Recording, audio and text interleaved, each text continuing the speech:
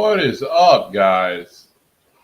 I am great to be here with you on Friday for our third episode in the History of the Sith series. If you guys are watching on replay or anything like that, thanks for checking us out. Let me see what we got in the chat real quick. Hey, Christian Fan and Geek, good to see you. Oh, cool. Oh yeah, I'll definitely go check it out whenever I get some time.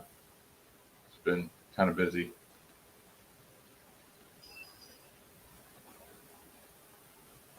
Get away, Sith rule, yes sir.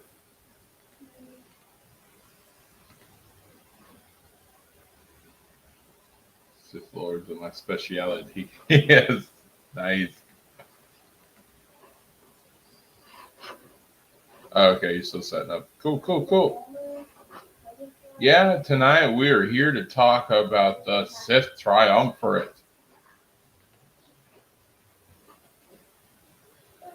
A big part of the series is to talk about the lore, so we're going prequel. So this week we're going to talk about the Sith Triumvirate. Let me do share screen and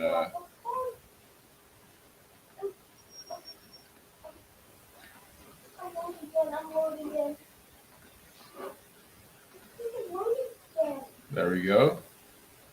The Sith Triumvirate. Oh, that's a way cooler picture. Yeah. So the Sith Triumvirate was led by Darth Traya, and her two apprentices were Darth Nihilus and Darth Sion. I'm going to give you a little backstory on all of them. Okay.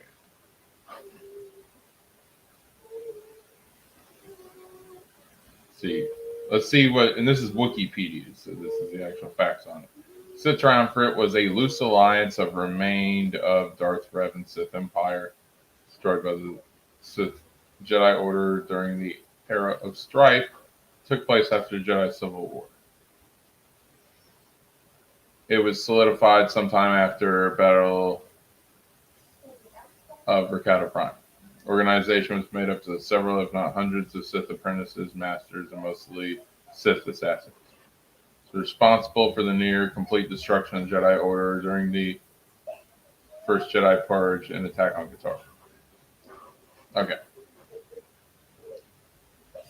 The first Jedi Purge.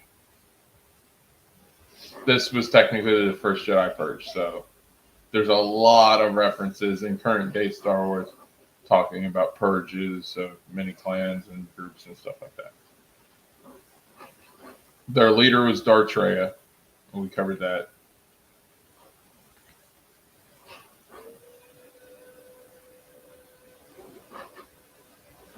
Hang on a second.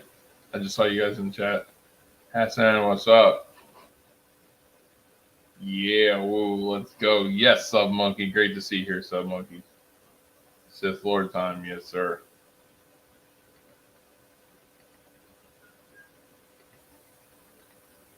The Sith will never win.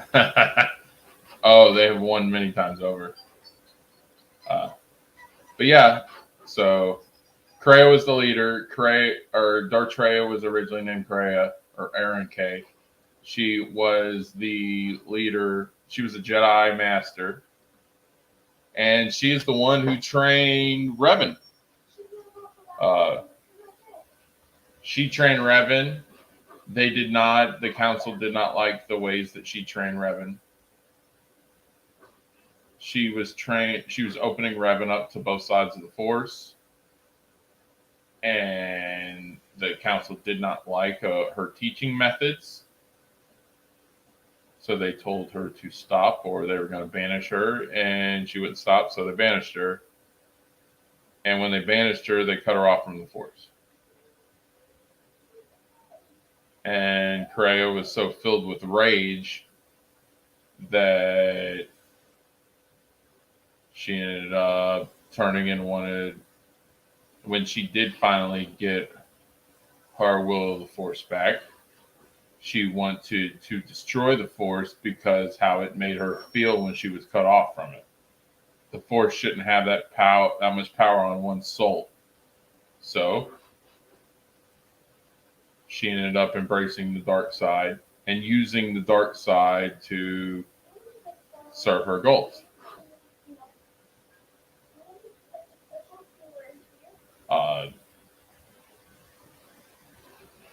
To serve her goals, and that's essentially what happened.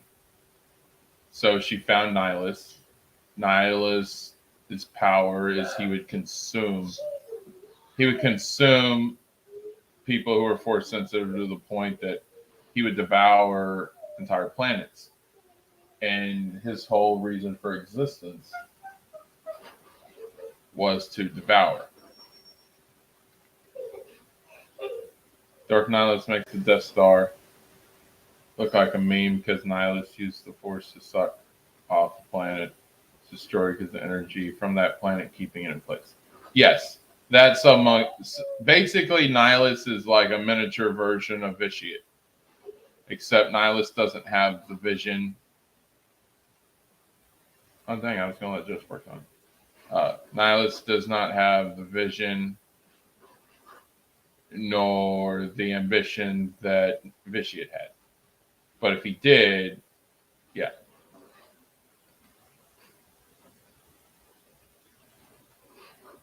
Their vision has worked more than a lot of others have.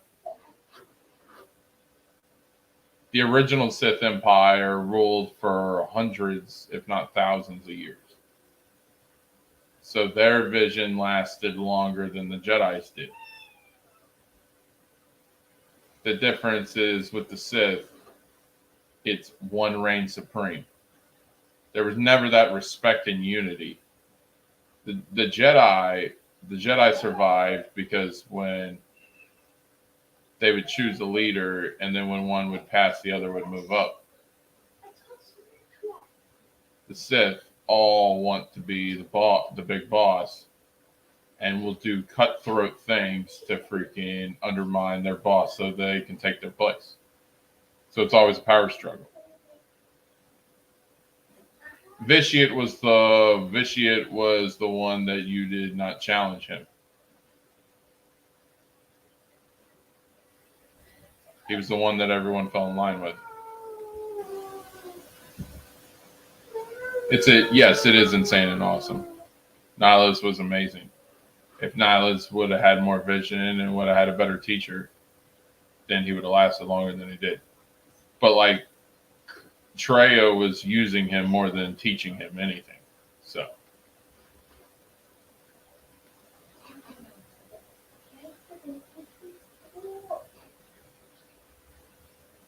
yeah, they won many times over the Republic.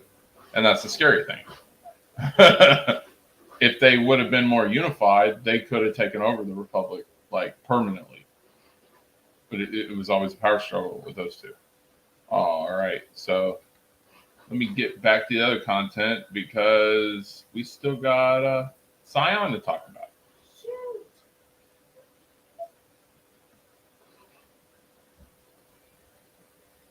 All right, so I told you about Kreia and her origins.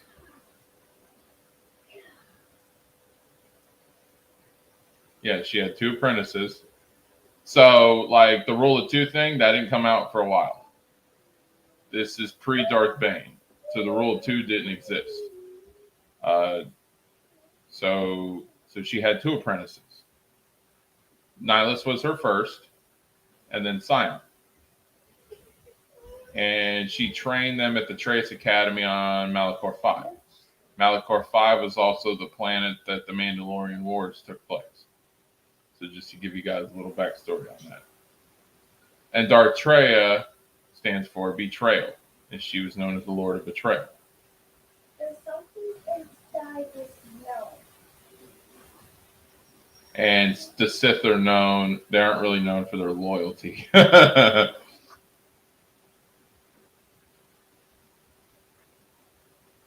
Nihilus was the Lord of Hunger. And we just explained why. Because he was always hungry for force. And his way of quenching that hunger or satisfying that hunger was to consume people in the force until they had nothing left. So, like, if you watch a lot of these vampire stuff, they're like primitives. He was like a primitive, pretty much.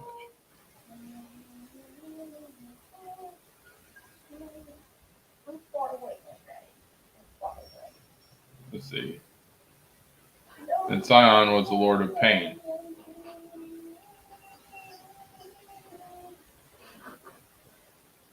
Let's see. In the wake of power vacuum that divided the Sith on Korriban, one notable Sith that emerged from the wreckage of Revan's empire was Darth Sion. A twisted, broken shell of a man, Sion was a patchwork of thousands of fragments of his original body, which had been destroyed again and again over the years. His cracked and decaying body was held together by sheer force and will of the dark side. He used the constant intense pain and agony of his condition to fuel his power, his hatred in his body. Sion fled to Korriban, coming to Malachor 5, where he found the Trace Academy. His new Sith master, Darth Traya, brutality, strength, and sheer will were things noted of Traya. But the two soon began to despise each other due to Sion's lack of understanding, or perhaps his uncaring attitude towards Traya's understanding of strength, his indirect opposition of almost slavish reliance upon the Force, his mere survival, which is something Traya saw as a glaring weakness. Yeah.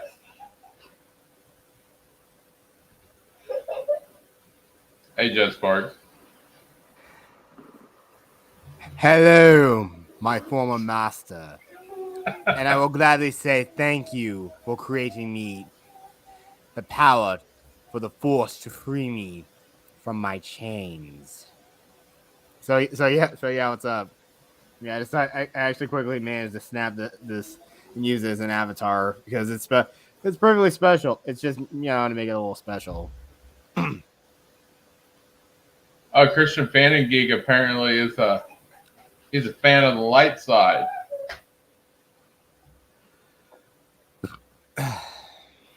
But I must let you know, peace is a lie. Christian Fanning Geek, do you realize that the Sith would never triumph over the Jedi if the Jedi didn't screw up and have the big ego in the first place? Palpatine would have never been able to rise to the Jedi if the Jedi didn't self-destruct from within in the first place. All parts of my design. So love the Sith Academy from KOTOR's game. It's awesome. Yeah, that second one was the one on Malachor 5. That was KOTOR 2, and I did like that academy. It looked freaking badass. No, I won't. The Sith are all There were about many pyramid. Sith apprentices that wanted to destroy the Jedi and the Old Republic. Yeah. There were a few that were actually able to take over. Vitiate was one in his empire. Freaking Revan was one. Like, the Malik wouldn't have been able to do what he did if Revan didn't take it over in the first place. And Sia Khan is a joke. Yeah. Yes. Yeah, and Lord Khan is a joke. Yeah. Friggin' Sion basically, his upbringing and origins is very similar to Darth Bane over here. A lot of the issues that he was going on, but he didn't rise to the lengths that Darth Bane did. And his anger and hatred is what kept him alive and gave him his power. And Darth Sion was very strong because of it. Bro, what's up? My father. Battery's low. Yes, the anger I had toward my father is what killed him. The drunken bastard. Yeah. May he rot in chaos. Hell. And yeah, so that's the story of the three of them. So you got their backstory a little bit. And his issues with Kreia wasn't as much impatience is they thought she was kind of full of crap. Which she was, because her name's Dark Trey, and they knew she was going to betray him eventually. Yeah, it's like literally in the name. Like you shouldn't have bought. It's like, isn't that on the nose? Like it's just like Sidious.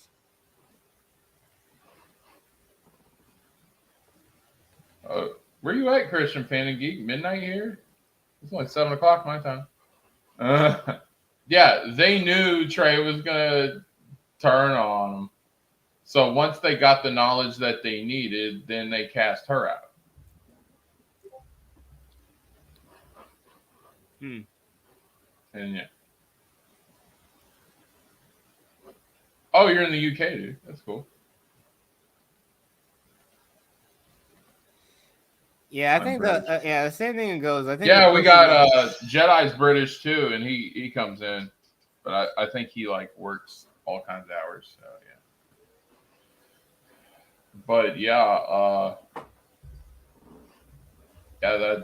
but the Sith Triumvirate, they caused the first Jedi Purge, which was post Mandalorian Wars. It was after the Jedi Civil War when Revan was trying to find where the true Sith came from, which was the Vitiate's Sith Empire. Yep, they were known as the true Sith. On Drummond, it was located on Drummond Cost, right? Yeah, but he was trying to find Drummond Cost, and it's in the unknown region, so it's kind of hard to find. And there's a reason for that. Vitiate wanted to stay hidden until he could form a grand empire to take over the Republic, which he eventually did 400 years later. So while Revan was doing that, they knew that the Republic was vulnerable. And that's when Trey wanted to strike.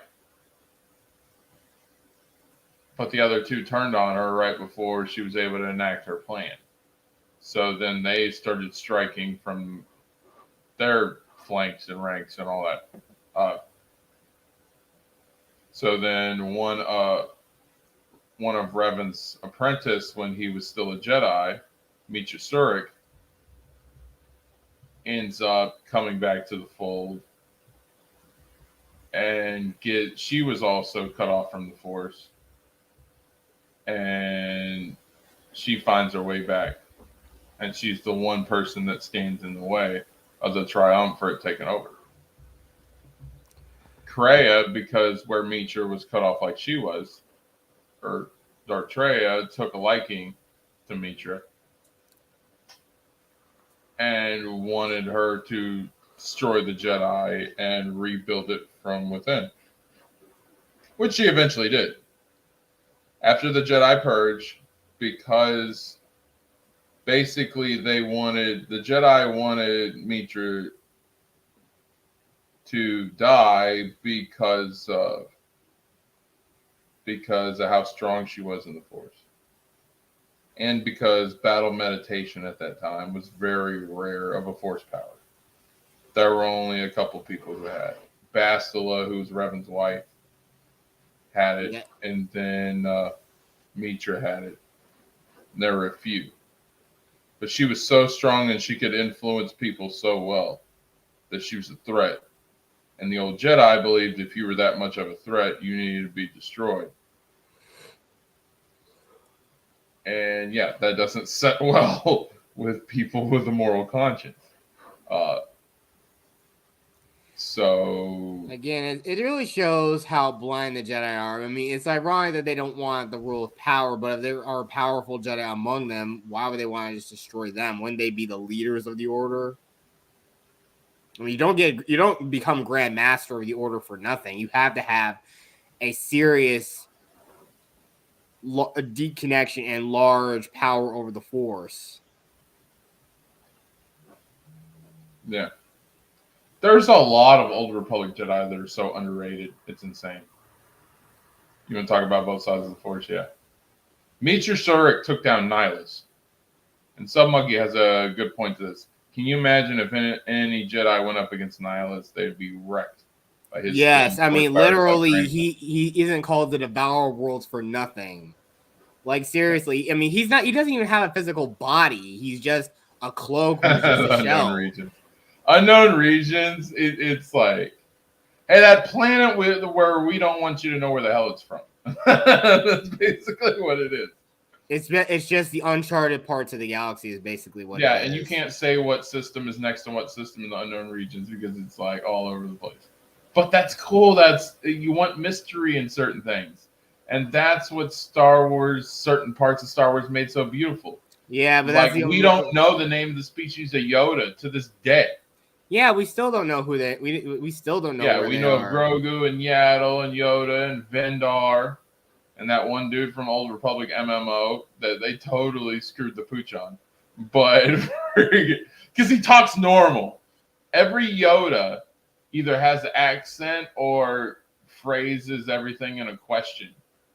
Like rephrases it, or like Luke said and Mando or Boba Fett riddles, which was cool. That's a Yoda thing to do. All right, Bobby, but if you've ever played Old Republic MMO, he's just talking like a regular person. It's so freaking weird. No, you serious. Do what Luke would do.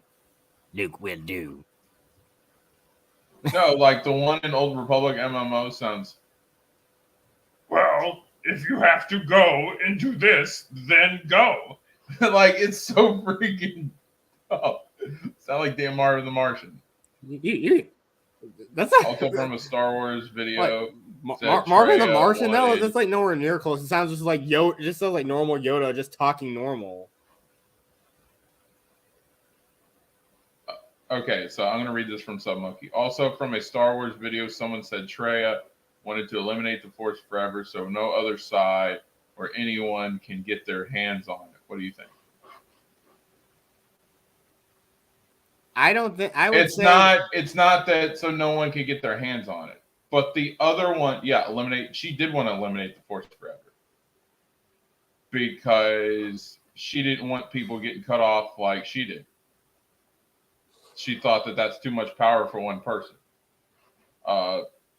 She was a villain, but her villainy had some of the best of intentions, and that's the whole point. You could have the best of intentions, but if you don't keep yourself in check, then you get out of control. And Traya got out of control, just like the rest of them. Traya wanted to eliminate the Force because she saw the Force as the true villain. Many lives have been destroyed and wrecked because someone had too much power to the Force. Look at all the empires. Look at the movies and everything. Do you think people would have caused that destruction and that damage if there was ever the Force? They wouldn't have been able to do that. Empires wouldn't have took over. They wouldn't have had that power to dominate if the Force didn't exist. Yeah, exactly. The galaxy would just be a normal place full of cutthroats and criminals, but they wouldn't do anything big to try to take over the galaxy. They would just try to gain control, and everything about them is all about business. But I mean, sure, if the Trade Federation wanted to take over, I mean, if they have the massive droid armies, they could potentially take over the galaxy. But I know it'd still be we still would have got the Clone Wars. But the thing is, the Clone Wars was just instigated by the Sith, more or less. But if that was just like, planets taking sides on one side of the conflict or the other, it'd just be that. There would be no thing. There would be no Jedi, no Sith. The Clone Wars was genius. Honestly, think about it. Oh, we're going to wage a fake war. And while you're busy focused on that, we're going to be in the background forming the real war, the real takeover. It was just, yeah. Yeah, again, and that really showed the power of the rule of two. I mean, it's all years of careful planning. Basically, Bane wanted to make it seem like, the Sith were extinct for a while. We just start off as just influential people in the galaxy. Like, by the time of like Dynasty of Evil, Bane is basically masquerading as just a simple merchant. Him and his apprentice Xana are just Sidious's merchants. problem was the rule of two. Imagine this, right? Because with Dooku acting alone, everybody knew he had a master, and who was he reporting to? So they were under that impression. Imagine if Sidious would have let Dooku had Asajj, and then those two could have looked like, and Asajj could have been public. So Yes. freaking everybody would have thought that Dooku was the master and Asajj was the apprentice. Yeah, Savage or even Asajj Ventress, yes. Yeah. But again, even then, Either such way, is the way of the Sith. either one of those two, freaking Mother Talzin could have been pumping out freaking Sith Lords if any one of them got taken down. So freaking, you would have thought that Dooku was the big bad, and the whole time Sidious could have been the big bad. That's the way I would have done it. The rule of two has hindered some people. The freaking Galactic Empire during Vader's era. Imagine if freaking what's his name? Galen Merrick? Yeah. Imagine if he was allowed to be an apprentice and the freaking Inquisitors were allowed to be Grand Apprentices and all these other people were under that rule. It would have threw people off. Yes. But it's the lust of power. And yes, exactly. And that's what the dark side is. It gives you the power. Like, and that's the whole thing, though. Really, not every Sith Lord was like that. That's the point I'm trying to make in this series. Not some Sith Lords can control that power. Yes. Bane was really good at controlling that power. He didn't destroy the Brotherhood of Darkness because he wanted all the power to himself.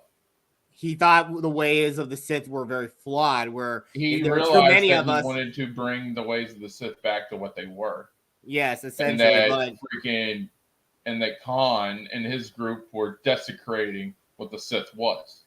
Yeah, trying to be equals, but they were trying to be equals. But the thing is, in the Sith, there are no equals. The strong basically the strong rule, while the weak either suffer or be subordinate. Well, that and everybody in the Sith has a rule. You're never going to see a Sith assassin become Dark Lord of the Sith. They have their role, and they serve it well. That's just how it is. Everyone has their role. Not everybody's meant to be top dog. All right. Some people are just meant to be assassins or freaking dark Jedi or just regular Sith people wielding the lightsaber. Doesn't mean they shouldn't be there. Yes, you have your two Dark Lords of the Sith. All right. But it doesn't mean you can't have other people in the Sith. Doesn't mean there only has to be two. There can be many. Vitiate proved that you can rule an empire over thousands of years, having hundreds upon thousands of Sith in your empire. But you're going to have the top two reign over everybody else, and everybody else falls in line. Exactly. I mean, again, imagine if Bane still had stayed alive, or heck, even like Cognis or Xana were the rulers, the queens of these Sith empires. It would have been a truly devastating force in the galaxy. The Republic would have just probably should have just surrendered.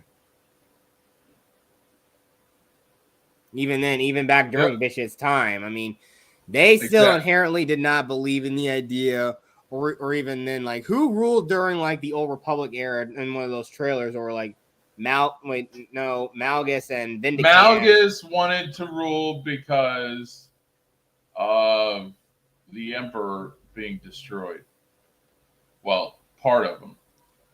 This was before they realized that freaking Vitiate did force essence transfer.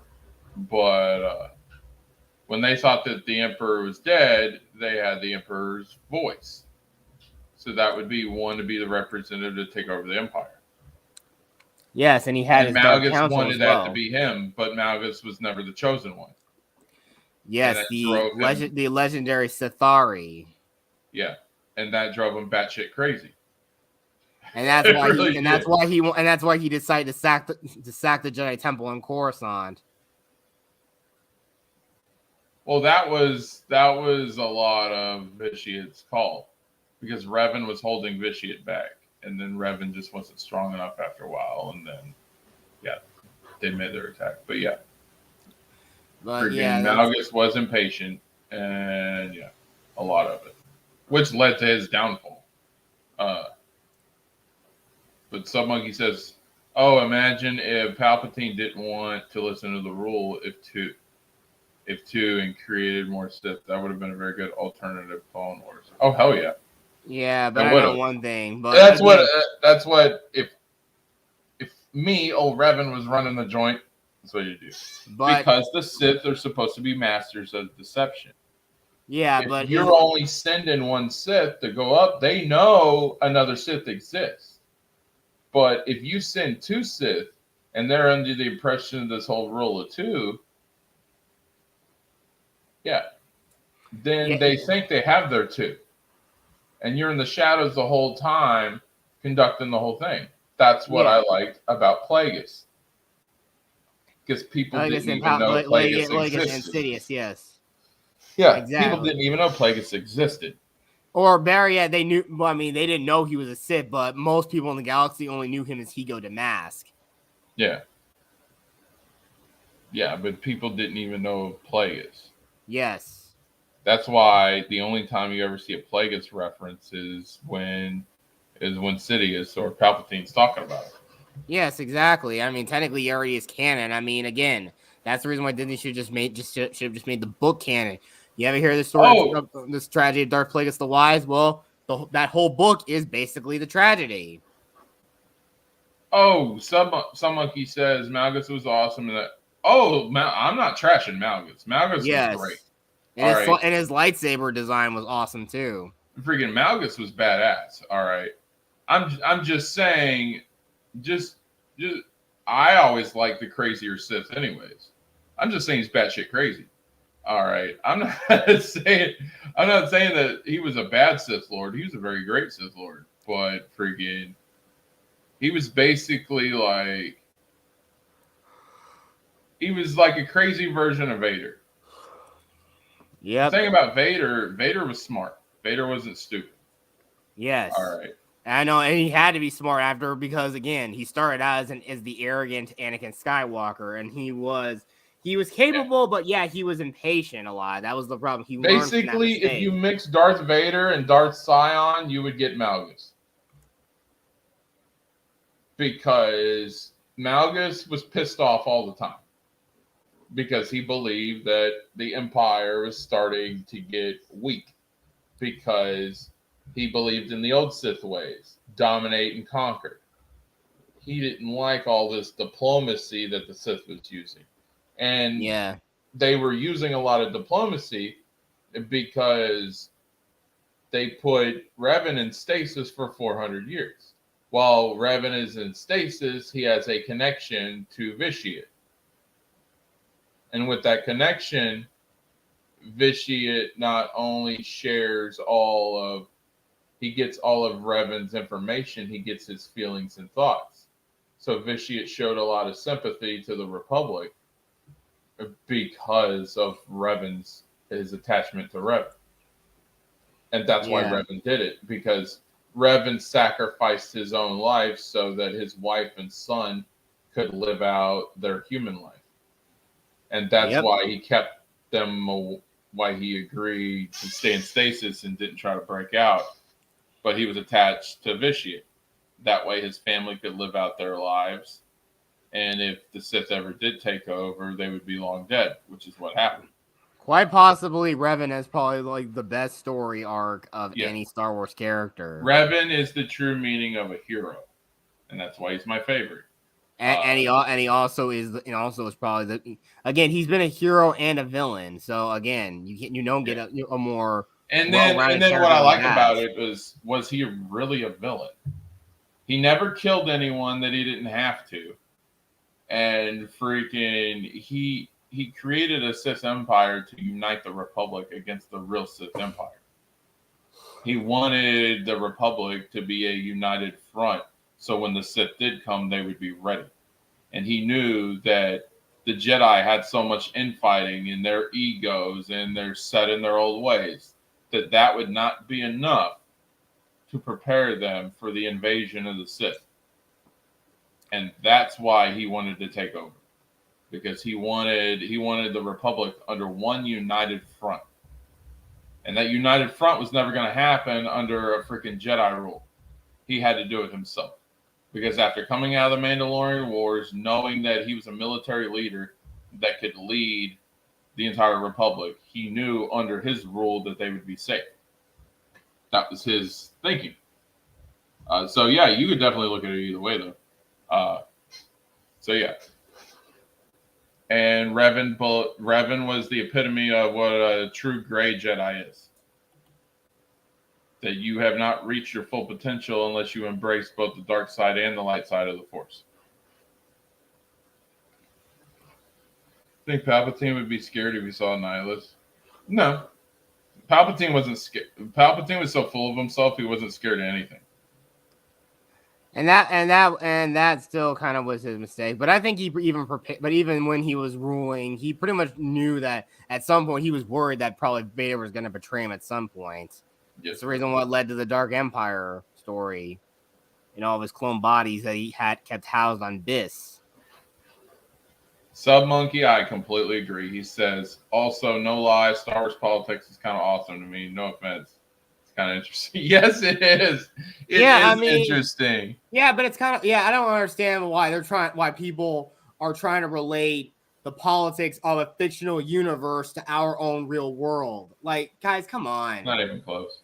You really are gonna judge our bureaucracy of 21st century Earth to possibly a civilization that existed God knows how long ago. I mean, again, that's the first thing. I mean, it takes place a long time ago in a galaxy far, far away. This could take place hundreds, if not thousands, or even millions of years in the past. Yeah. On the other side of the universe. Exactly. Hey, Phil. Good to see you, buddy. Yeah, we're talking Sith Triumvirate and old Sith Lords and stuff like. We're doing mostly Old Republic talk since it's the era we're covering. So we are staying within the material. Yes. But yeah, I find it fascinating. It's different things. If freaking you let's say I want to join the China army, I can't just say, "Hey, I'm with you guys. Put me through training." No, but you can join the Sith if you just follow them and embrace their ways. No, see, like it's completely different. The politics are completely different. Yeah, exactly. I mean, Bane started out in the Sith. He didn't even start out as a Sith. He got off that off Apatros, and he joined the Sith military. In fact, if they're gonna do a Darth Bane series, one of those series should just be his time during when he was in the Sith military as one of the Gloom Walkers. Yeah. That would be an interesting story. See him on. I'll do an episode on it. I just got to get a whole lot more educated. Yeah, myself. I mean, just like I say, just sit back and read the Bane trilogy, and you'll understand a lot more about him.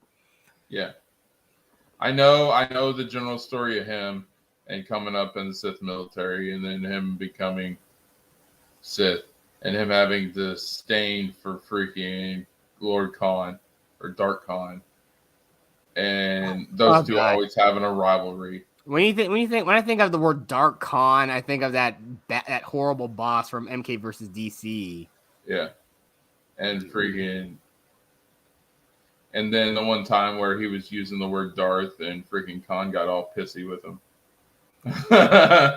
Yeah, but still, the one coolest thing that Bane did in Darth Babe. He meant to say Bane. I know he did, but Darth Babe. I'm not gonna give you shit Darth for Babe freaking a typo. Yeah, if you want to think someone who's a Darth Babe, you can probably look at Zana. Yowza. I mean, at least she was smart. Yeah, she was smart to actually use how attractive she was to get away and infiltrate things. Heck, she went as far as dyeing her hair to infiltrate the Jedi Temple. Was Zana a human or a Twi'lek? No, Xana was human. You're thinking of Darth Talon. Talon is the Twi'lek Sith. Is the red-skinned Twi'lek Sith. Okay. Yeah, Xana is a human girl. and she's supposed to have like very curly blonde hair. I think that's how she's described in the book. And of course, we will eventually get into Bane though.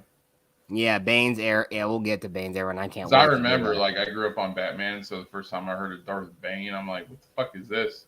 But then I started doing his backstory. I'm like, The thing is, Bane thought he was restructuring the Sith, and he pretty much just destroyed it.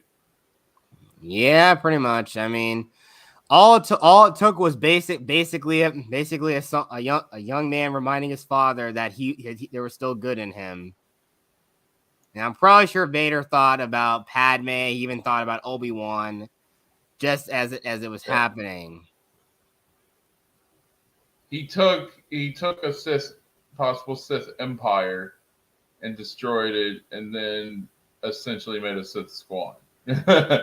The empire, he did reformat it, but yeah, only so they could stick to the shadows and basically take over the galaxy through subterfuge, which actually is a pretty clever idea. He reinvented the way the Sith operate. Yes. So depending on whether you like that or not, either way is fine. Right? I personally liked it. I mean, it really gives a lot more credence to why. It gives more. I mean, both the Darth Bane book and even the Darth Plagueis novel, like it really gives a lot more context to the prequels. A little bit more context. Heck, even parts of Plagueis are seen from Plagueis' perspective. He actually even is watching Anakin Skywalker and Qui-Gon Jinn from a distance in one scene. Yeah. And he actually has a vision of Darth Vader in the book of the destiny that Anakin is supposed to become. He knew the truth, and also, of course, the Mortis son knew the truth of what he would become. Also, the thing is, I've always liked like a Sith Empire, and I never felt like the Galactic Empire was anything close to the Sith Empire. Yeah, more or less. You had Imperials mouthing off against Vader. And Vader should have snapped their neck for that shit. All right. Because they all took orders from Darth Vader, which means they need to fall in line. And these jackasses thought that they had enough audacity to freaking sass freaking a Dark Lord of the Sith, which means they should have been. Yeah. I mean, Malgus wouldn't have put up with the shit. Literally, nobody would have put up with that crap. All right. Nihilus would have saw everybody as food in that entire room. He would have sucked the life out of everybody in that room.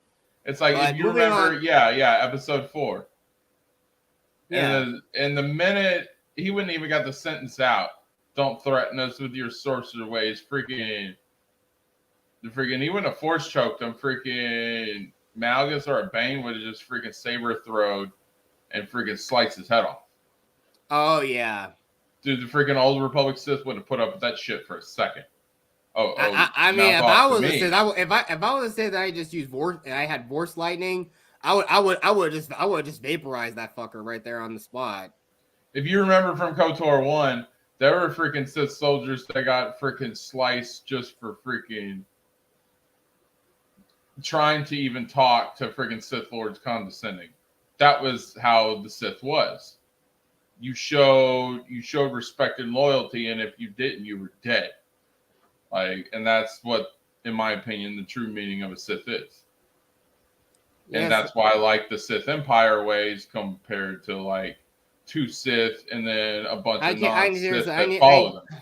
I know. Again, I think I messed up with that lightsaber. Like I said, there was something wrong with it, but I need to get myself a red lightsaber. I need to get myself one and a dark cloak or something that makes me feel like a Sith Lord.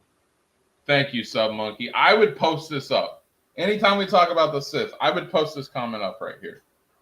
The Sith Empire, Sith Lord would have slapped those Imperial officers in the original trilogy. Thank you, Sub Monkey. Yes, sir, they would have. You know it. Because they believed in order and respect. And you had the 2 at the top, and you didn't cross the 2 at the top until you were ready to challenge one of the 2 at the top. And 9 times out of 10, you were going to die because you weren't strong enough to challenge at the top.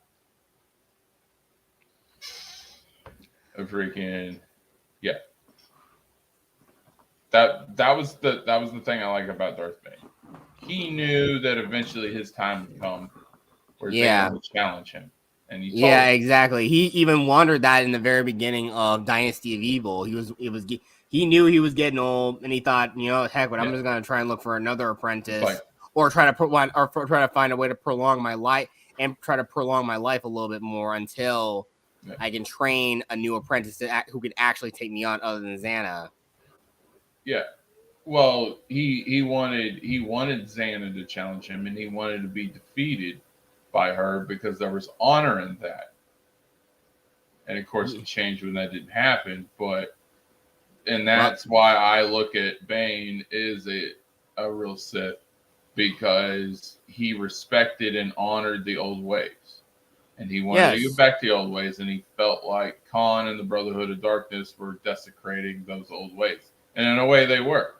I mean, if you're gonna, and also still the same thing fitting with Disney's framework, or we're gonna still go by the idea of Kathleen Kennedy believing that the Force is female. Hell, why couldn't you just get Drew Karbyshyn back and have him write a story about? Why'd you have to bring up Kathleen Kennedy?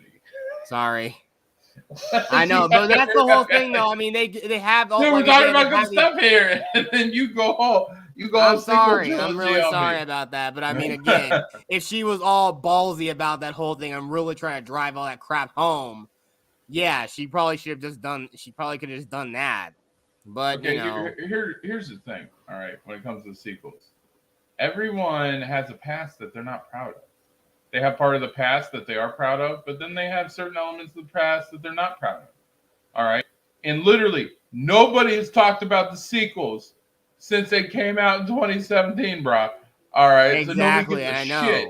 And if you look at any of the shows, ain't none of it focused on the freaking sequels. It's all prequels, something related.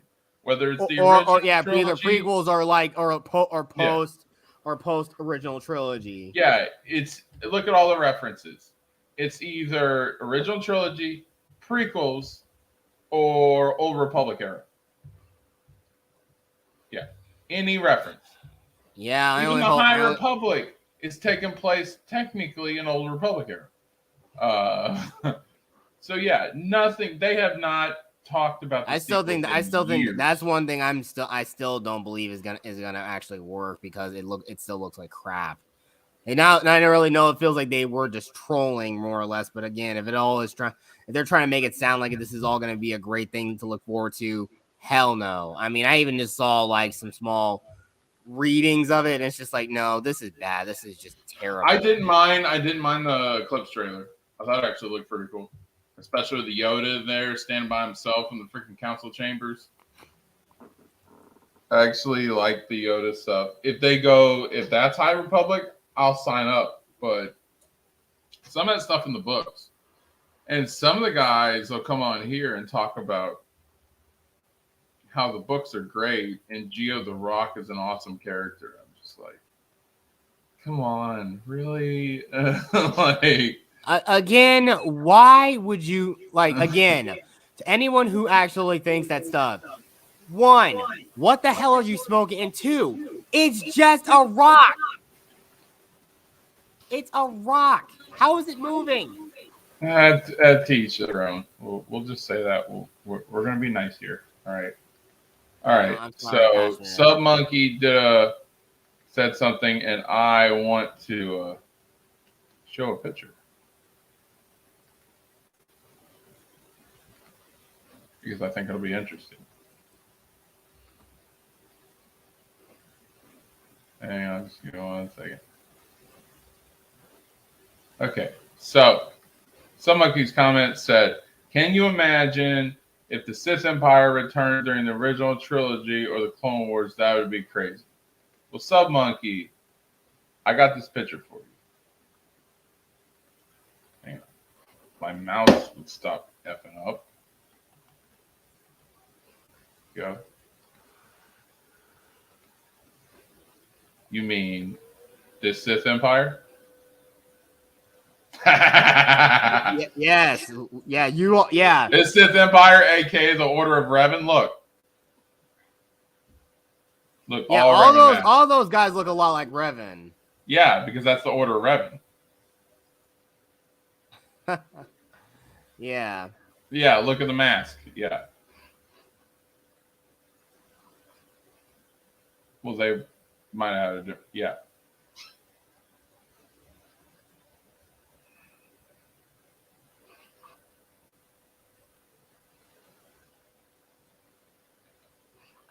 Yeah, those are legions of Sith cool. warriors. Yes.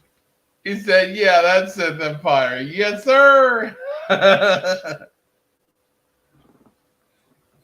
Again, that just shows truly the old Republic era Sith are truly badasses compared to like the. I mean, you could say that yeah, the old Right. Republic Sith are absolute chads, while Palpatine and Vader are basically the beta males. They weren't bad. Okay, that's the thing. They're better than the First Order. I'll give you that. All right. Yes. Okay, that's definitely real beta male mentality. Yes. They were a bunch of simps. I'll say that. Vader was great. Anakin, dark side, so Lord Vader, I guess, would technically be the term before he got in the suit and everything. Yeah, Vader I would just call him pre-suit Vader. Yeah. Okay. Pre-suit Vader was a bitch. All right. Post-suit Vader was a badass mother Canucker. All right. So yeah. Mother remember Canucker? Rogue One? Oh my god, dude.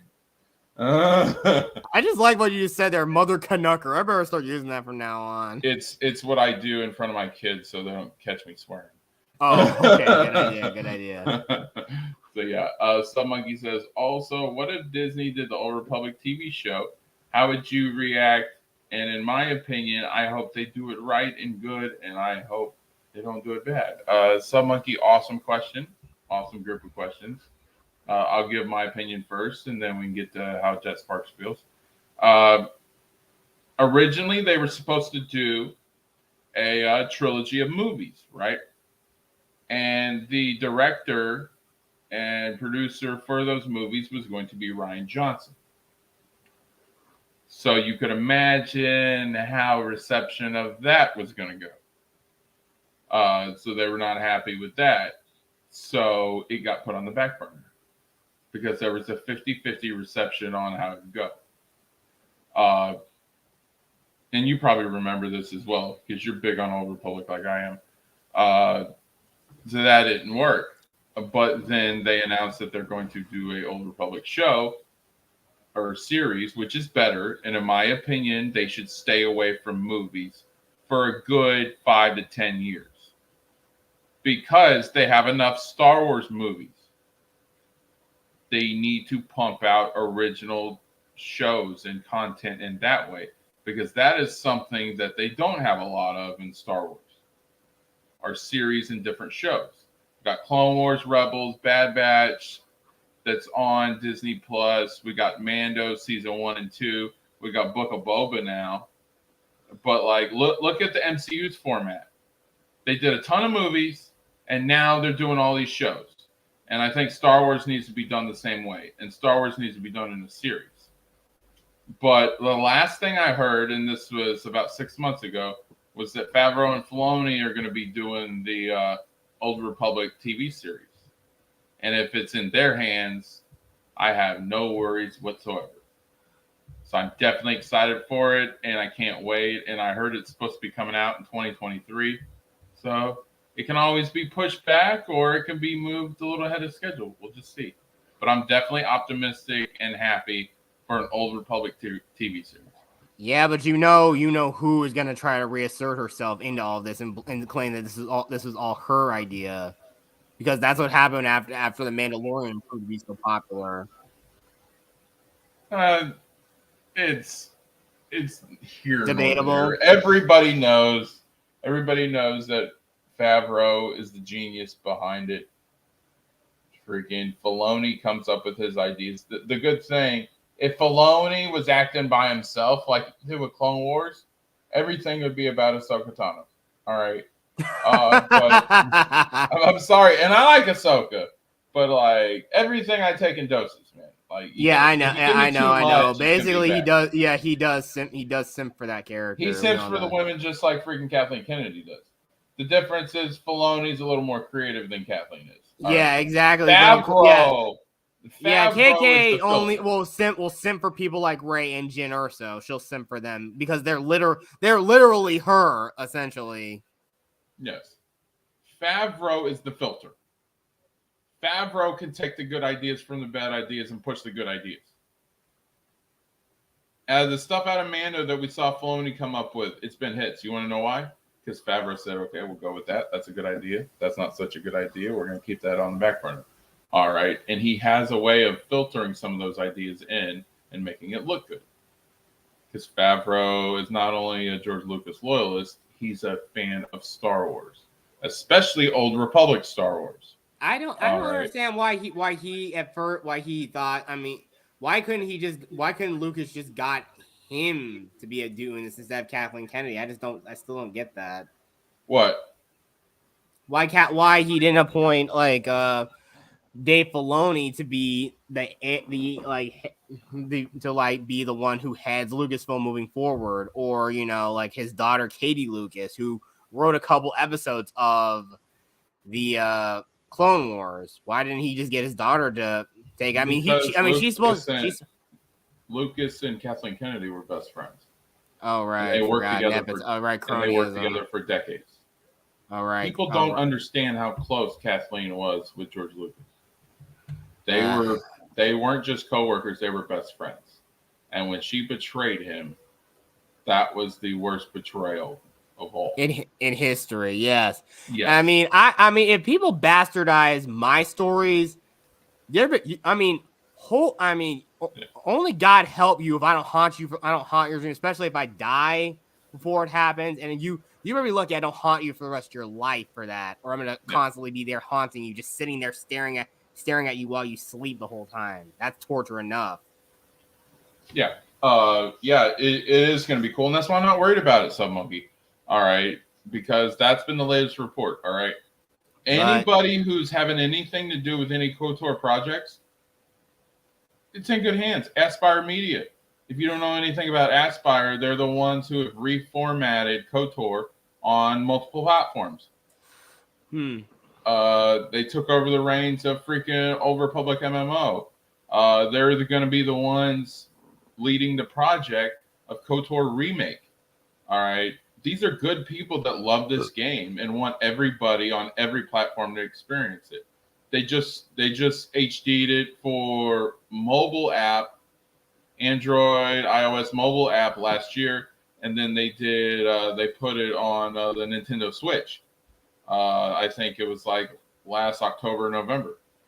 Aspire Media is a really good video game company. They have a great reputation, and KOTOR Remix is going to be kick ass. So, and as of about 3 weeks ago, Sam Maggs has officially either been removed or she claims that she quit the project, but she's no longer has anything to do with KOTOR or KOTOR Remake. So she's out. I think so, because I think she probably left because she knew about all the controversy surrounding her. That's mostly the reason why I didn't know they started. I also found out they started petitions and everything to remove her. Yeah, again, but I still say if somehow, some insane way, how it ends up. I mean, Aspire Media. They're ex-BioWare developers. But here's a lot of them are, not all of them, but yeah. Here's one other person they need to get involved with this project. They need to get Drew Karpyshyn involved in this too. They need to. Yeah. I freaking love Drew Karpyshyn. Well, he might be giving them advice. They might be coming to him as like an advisor. Okay, well, that's a good thing. In the project doesn't mean that they're not coming to him for ideas. Well, I know, and that's the thing, though. I would still think if people are doing that, I still at least would like to be involved somewhat, like give some creative advice. But I'm gonna say this also. But in some way, if it ever is somehow bad, I got a feeling everyone who is a fan of KOTOR or Old Republic in general are probably going to burn down Skywalker Ranch if this is real. If it somehow is like the worst thing ever since The Last Jedi. I'm telling you, again, you out of all the Star Wars fans, you do not want to piss off. Do not piss off the KOTOR and Old Republic fans. Do not piss them off. Yeah, because we're fandom men ourselves. Okay, Thade, I know it's you. I've only sent the link to 2 people. The hell is Darth Discorrex? Okay, so all Sith Lords named themselves after something. Like Sidious was Insidious. Yeah. Maul is just Maul. He's yeah. Anger personified. Revan was for revenge. Revan was for revenge. Yeah. Mine is Darth Discorrex. Darth Discord. Yes, and Darth. You want to know how Darth Bane got his name? His father. Because he was the bane of his father. Yes, he was the bane of his father's existence. Yep. Same here, Sub Monkey. They got a lot of good games coming out over the next year.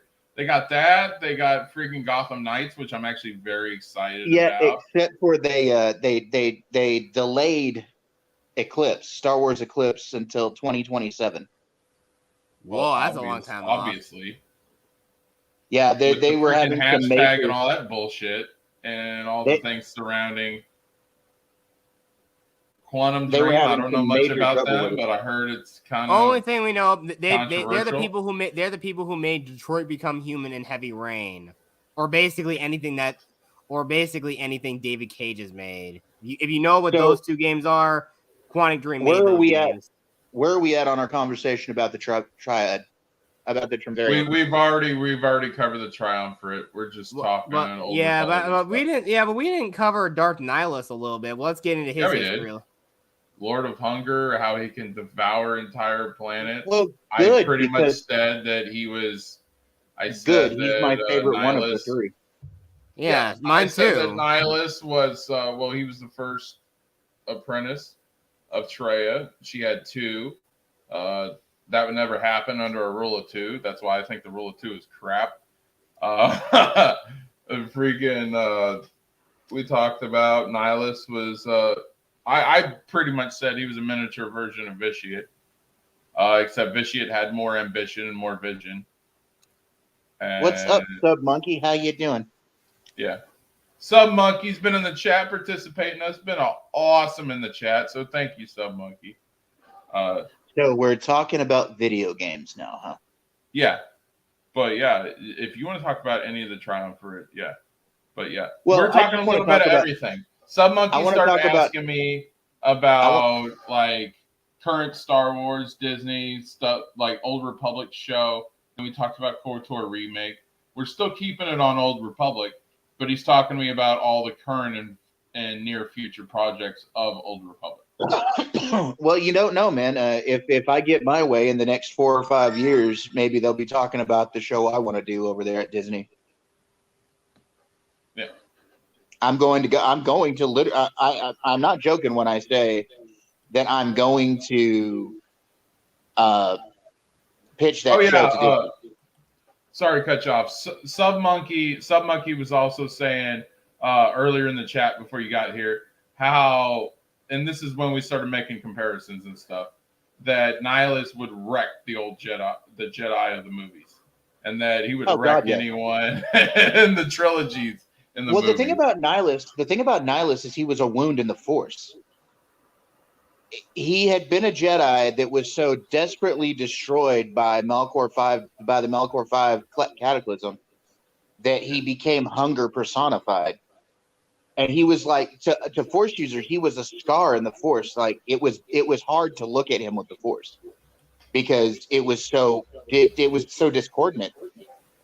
He was not human anymore. I mean, he reminded people a lot of like, I don't know, like staring into the abyss, staring into the void. You know, it was like he wasn't there, but he was there. But what was there was malignant, cancerous, and evil. Yep. This is what I can say because I didn't even get that deep into it. I forgot where he was a Jedi, but yeah. all out of all of the Sith Lords, he was and I'm going to say this, even with Revan, of course, out of all of the Sith Lords, he was probably the most evil.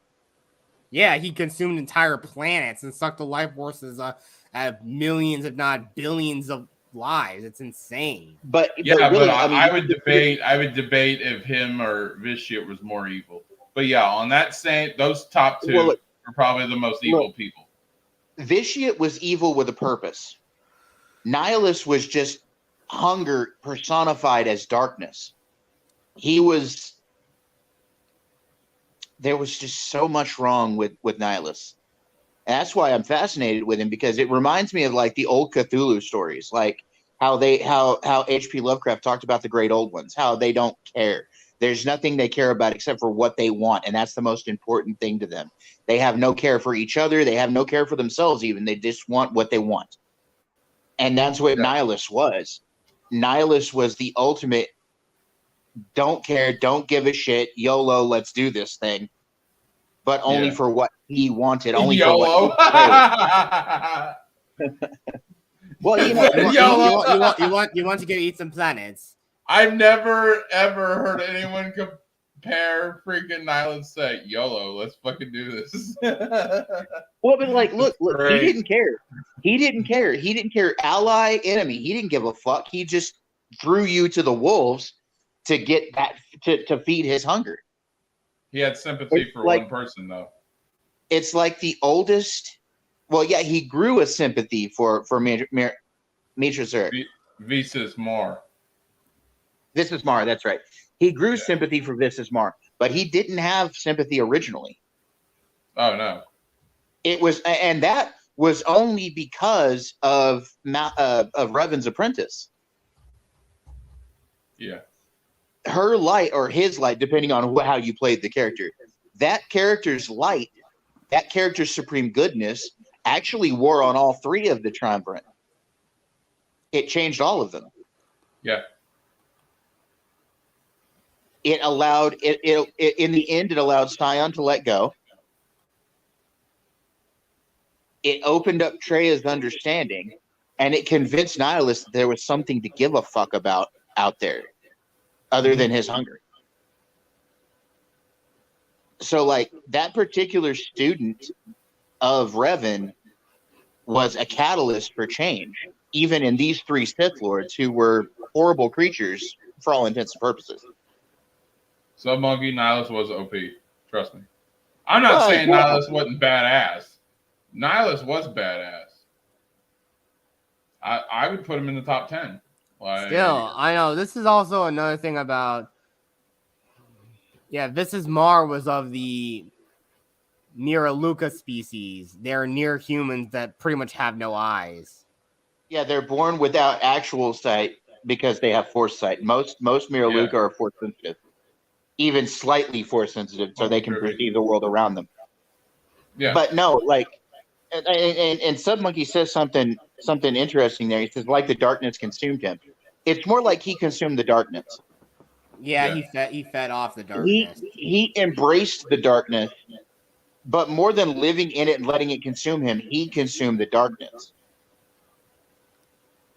You know, it's like Visas Mar called him a scar in the Force, and you got to linger on that phrase right there, a scar in the Force. You know, all Force sensitives can sense the flow of the Force, but when there's a scar there, and if something is described as a scar in the Force, hell, Sidious was never even described as a scar in the Force. Neither was Vitiate. But the one Sith Lord that was ever considered a scar in the Force was Nihilus. He was almost like a dark virgin in the Force. Yeah. And when I first played KOTOR 2, I didn't like it because it's, especially if you're a light side fan of Star Wars, KOTOR 2 is very doom and gloom. It's not hope and optimism and the good guys are going to prevail in the end. Not like the others, and not like KOTOR 1 was. It was very dark and ominous. But the more I started getting into the Sith and started liking the lore and became a fan of it, the more I got into KOTOR 2. And now Knights of the Republic 2 is one of my favorite games out there. So Now, yeah. you know about that final fight with Traya, right? Oh yeah. Okay. You know how like she disappears and then like you're running around and she just shows up out of nowhere? Yeah. Funny story about that. My second wife was watching me play that game. When that game came out, she watched me play that game a lot. She didn't want to play it, but she watched me play it. Yeah. And when I finally, like she was my cheerleader. She would cheer me on through that game because, well, when I finally got to Traya, Again, lucky you. Lucky you got a girlfriend who will cheer you on while you play video games. well, I can't say she that. did. Oh, at my the wife time. cheers me on when I'm playing video games. I did the Batman Arkham Asylum stream earlier. She's like, Yeah. "Yeah, kick his ass. Why you letting him punch you, motherfucker?" Well, trust me, Jet Sparks. It ended up being bad in the end. Okay, she ended up crumbling on me. It's a long story. I'll probably tell you one day, maybe. Yeah, but again, just the fact you got somebody is it's nice. I can't say Yeah, that. well, I've It's been married okay. 3 times. So. Sometimes I wish I was back to being by myself. Yeah. Well, It's it's like hard with you it. hate being lonely when you're lonely, but then when you have all these people that Well, it's like take all it's your like I time, said. then you wish you were lonely again. Well, it's like I said to somebody this morning after the. I talked to a certain somebody after the Point Extra Lounge's streams. We talked for like hours afterwards, and she helps me she lets me vent. She lets me talk about stuff that I need to talk about. She's a really good friend. Yeah. And we talked for hours this morning, and I was telling her, I said, at this point in my life, I'm nearly 50 years old. At this point in my life, I get lonely. I'll admit it, I get lonely. But like, it's almost easier with the way I'm set in my ways, the way I like to do things. It's almost easier just to be by myself. You know what I'm saying? Yeah, I know. I do. I'm doing I like these kinda things get- because I'm. I kind of get why some Sith Lords go solo. Yeah, Because also- it's like Oh, okay, you know, it's well, scary when you're a Sith, and if you keep joining the dark side, like doing evil stuff, your skin turns. yeah, gray. dark. That's Yeah, scary. classic dark side degradation. Your eyes get more sunken in, Yeah, and red and eyes. your eye There- and the there were Sith only- eyes are more visible. Yes, there was only one Sith Lord who didn't suffer from dark degradation. Vitiate. and Yeah. Dooku. I mean, Dooku he showed the Dooku eyes would have- from time to time. Yeah, Dooku wasn't a Sith for that long. No, Dooku would have showed eventually. Yeah. But no, Vitiate never showed the signs of dark force degradation. But that was because Vitiate was something different. Vitiate was, I don't know. He was Cutting out a little bit. Oh. But almost like I would posit. Huh? I'm sorry. What? you were cutting out a little bit. yeah. Hello. Yeah, you're good now. Okay. No, I would say almost. I would say almost that Vitiate was like the Sith chosen one. He was the Sithari, and probably the only Sithari ever, besides maybe Revan. Yeah, I agree with that. But Vitiate was so into the dark side that it didn't affect him. He had embraced the dark side fully. See, the whole reason why people have dark side degradation is because they're not fully embracing the dark side. They're not comfortable with what they are. Well, I thought the whole thing was Yeah, I mean, it when affects their you eyes every time turn you- red, when you- it's when you because they immerse- actually do fully give in to the dark side in that anger. Well, okay, Yes. okay. Look, catch what. Try to focus on what I'm saying here. You can embrace the dark side, but embracing the dark side and fully living it and being the dark side is totally two different things. You can Vitiate was in embrace love- using- Vitiate was in love with the dark side. He Right. he And- murdered his parents, and then freaking who was it? Nagasato found him. Yes. Yeah, Nagasato found him, and he just relished in being taught by. He truly. It wasn't just he became one. He was in love with the dark side, and he Well, the thing loved about- everything about it. The thing about Tenebrae, he who became Vitiate, is that Tenebrae was born into the dark side. Yeah.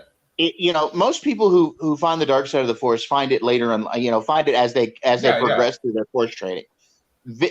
Tenebrae was born in the dark side. He was born of the dark side, most likely. That's why I call him a virgin. That's why I call him the Sithari, because I think he actually was. Even more than Revan, I think he was the Sithari. He more than embraced the darkness. He was the darkness. And that's why it didn't destroy him like it destroyed other initiates of the dark side. Because the dark side had no need to corrupt Vitiate. Vitiate was already corrupted. Vitiate was born corrupted. Mm-hmm. So it's like, okay, well, cool. No need to make you look dark and evil then. Huh. Well, I always figured that when you get the thing about force mass, the reason why I think like when you use force, like the Force, you sort of like it's like with Palpatine. Why is it his face turned the way it is when he got hit with his own Force lightning? I know it says in like the Plagueis book that he says that somehow Sith lightning can be used to physically transform the victim. Well, and it's because it didn't transform Luke when he was zapping Luke with it in Return of the Jedi. It wasn't that the Force lightning transformed him. It was he was using the Force, the dark side of the Force, to make himself look a certain way. And when he had to use the power to destroy Mace Windu, he had to give up the mask.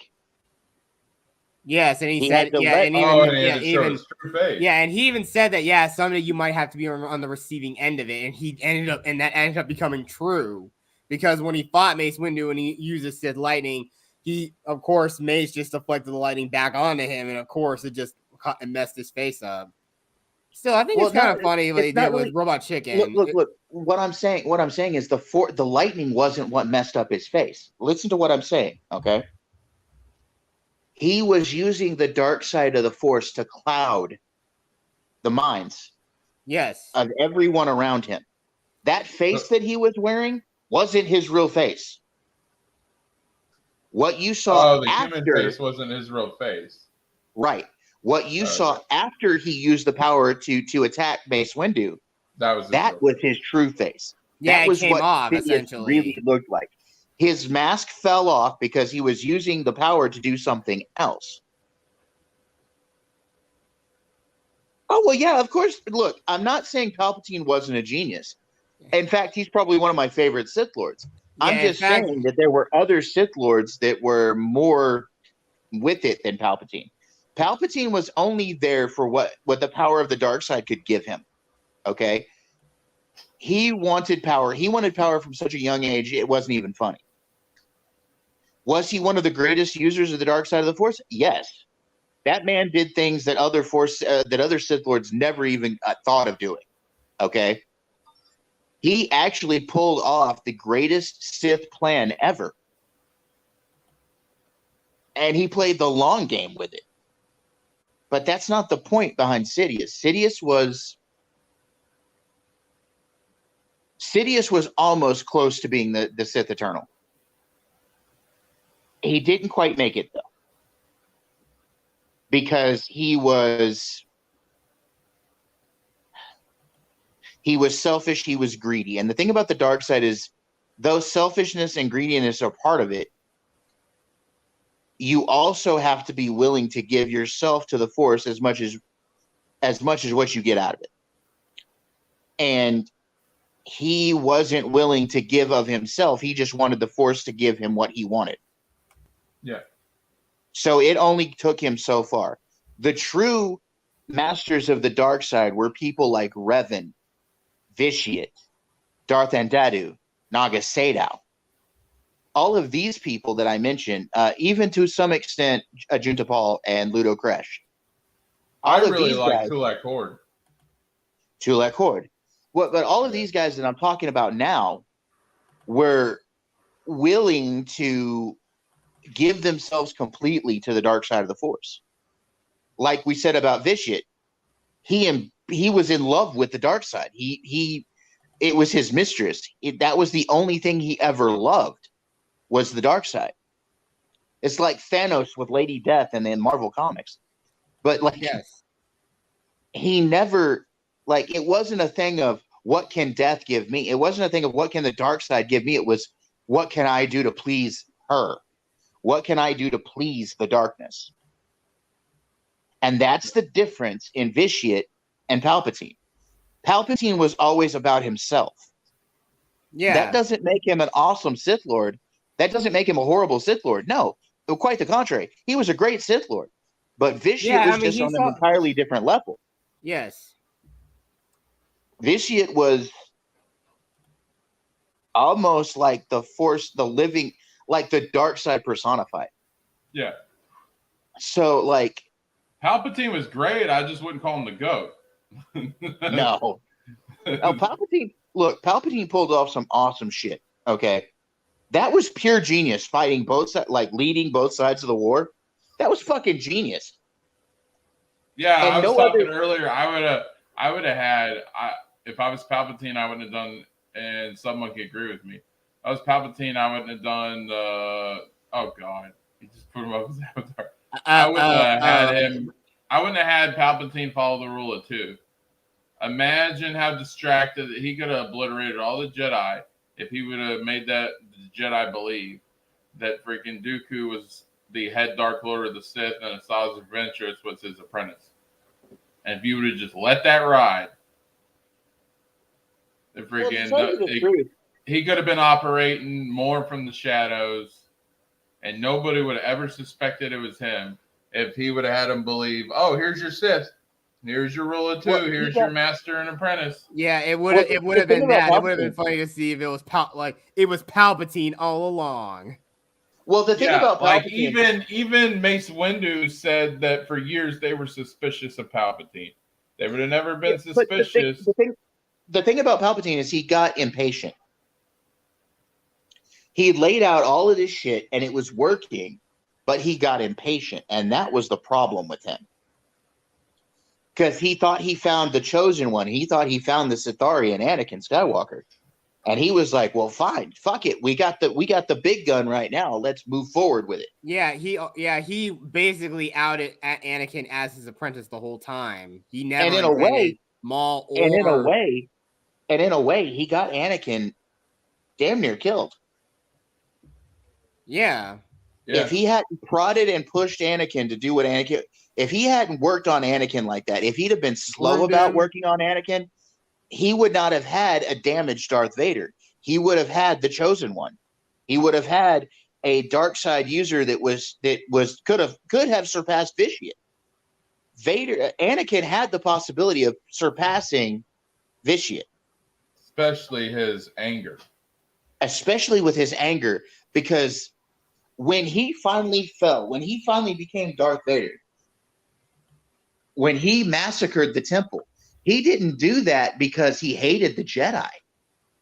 Well, okay, he did do it because he hated the Jedi, but it was more than like hate. Saying it's just hate was like is underselling it. You got to explain why he hated the Jedi, though. Well, Anakin hated the Jedi because they fucked with his sense of loyalty. They fucked with his sense of trust. The most important thing. It gets deeper than that. Well, the thing. Here's my opinion. I think that Anakin hated the Jedi because they wouldn't allow him to love. He loved. He was all about his attachments, and attachments were big to Anakin. So Padme and his mother family, and his friends, and pretty much, yeah, and pretty much they told Anakin, "Oh, well, you can't have those attachments. Oh, love. Oh, you can't do that. That's against the way. That's against the rules." Well, okay, like for example, and let me get all this out before you say anything, okay, please. Okay. With Anakin, family was everything. But since he didn't have any of his actual family left because his mother had died, he started looking at his clone troopers, the clone troopers that served under him. Rex, Obi-Wan Kenobi, Ahsoka. These were people that were, even though most of the Jedi considered the clones tools and didn't care really about the clones, most of the Jedi just saw the clones as cannon fodder. Okay, to be quite frank. Well, what about Anakin- like Plo Koon? Plo Koon Well, didn't no, see hold them on, that hold way. on, hush. Hold on, let me finish. Sorry. So Anakin saw the clone troopers as people. Most of the Jedi, yeah, did they care about on the surface, did they care about their clone troopers? Yeah, a little bit. And as far as, okay, I need these guys to fight a war. Okay. So yeah, we got to take care of them because they're necessary. They looked It's at them like different. droids. It's different for Anakin. For Anakin, since he didn't have a family, a biological family anymore, he built his family, and it was his family were the people around him. His family was Ahsoka. His family was Padme. His family was Obi-Wan. His family was the clones, Cody and Rex. And also, again, if he had survived, Qui-Gon could have been the father figure Anakin needed. Well, and that's the thing. If Qui-Gon had survived, Anakin would not have fallen to the dark side. Yes. Qui-Gon would have been the balance that Anakin needed. Qui-Gon would have been the voice, the conscience that Anakin needed. Okay, because Qui-Gon, not being a dyed-in-the-wool Jedi, would have kept Anakin balanced. And even if, say, Qui-Gon had lived long enough to teach Anakin the right way, and had maybe died during the Clone Wars, Anakin still would have done a hell of a lot better than having Qui-Gon die when he was a child. Yeah. Okay.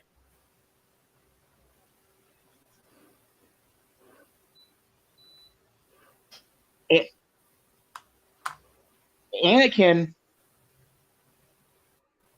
fell to the dark side because he saw the family that he was building. He saw he was losing them. Yes. He was losing Padme. Oh, his vision showed him Padme dying. He felt that Obi-Wan wasn't.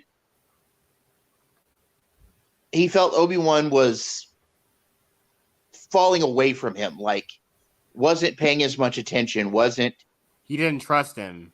Trusting him, wasn't like making him a part of everything because, well, frankly, Obi-Wan wasn't. Yeah, he was more of the brother, like the older brother figure. And again, he's just like, he saw Anakin as the young little brother who always got himself into trouble, and he had to get him out of everything, much to his annoyance.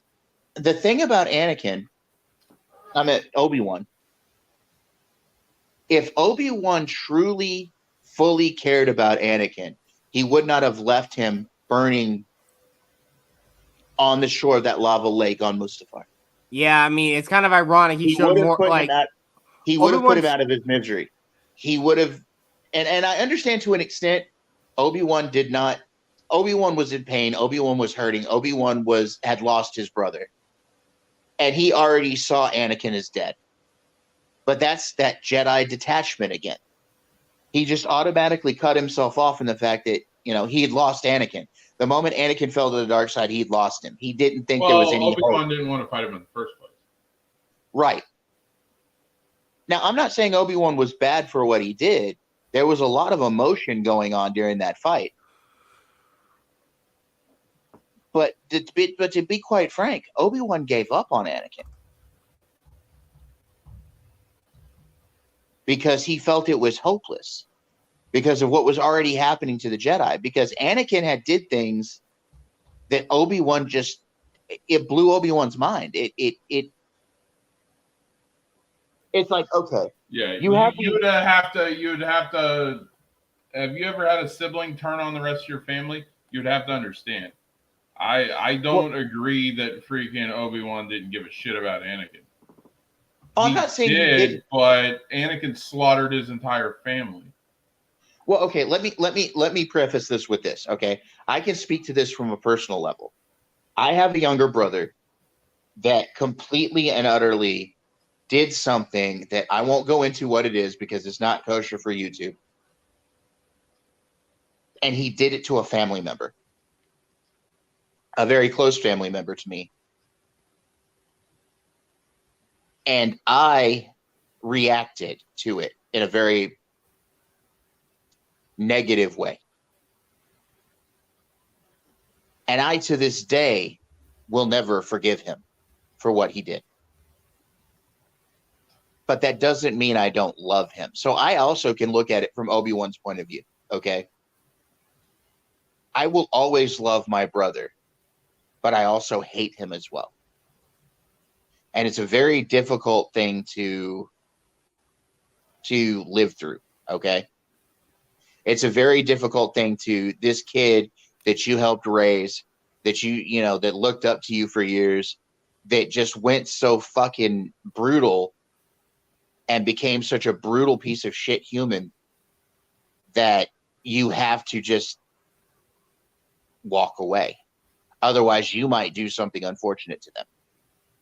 Yeah, exactly. And that's how I would feel if I'm more worried about a spouse betraying me than I would a family member betraying me. It's just different. Because, I mean, that's honestly the most worser thing, like, of course, a spouse cheating on you, or they do something that makes you or upsets you so much that you just can't stand wanting to be near them anymore. That's dude. Yeah. I was The laying thing in with the Obi-Wan hospital. is that he couldn't put down Anakin. Yeah. That was the point. He didn't want to fight him in the first place, but he was trying to talk Anakin out of it. Anakin Vader just wanted to kill all the Jedi. Well, Yeah. and And I think he wanted to kill all the Jedi because that hatred built up. Because you see how quickly his eyes turned all yellow-red. Yes. well, and it's like, look, okay, like, for example, on Mustafar, right after he killed all of the separatist leaders, okay, he was crying. He was weeping for his soul. Okay. He was weeping for the things he felt he had lost. He felt he had lost everything because his family, the Jedi, had turned on him. They didn't care about what the things that he felt were the most important thing in the world to him. They didn't want to, as Josh said earlier, they didn't want to allow him to love.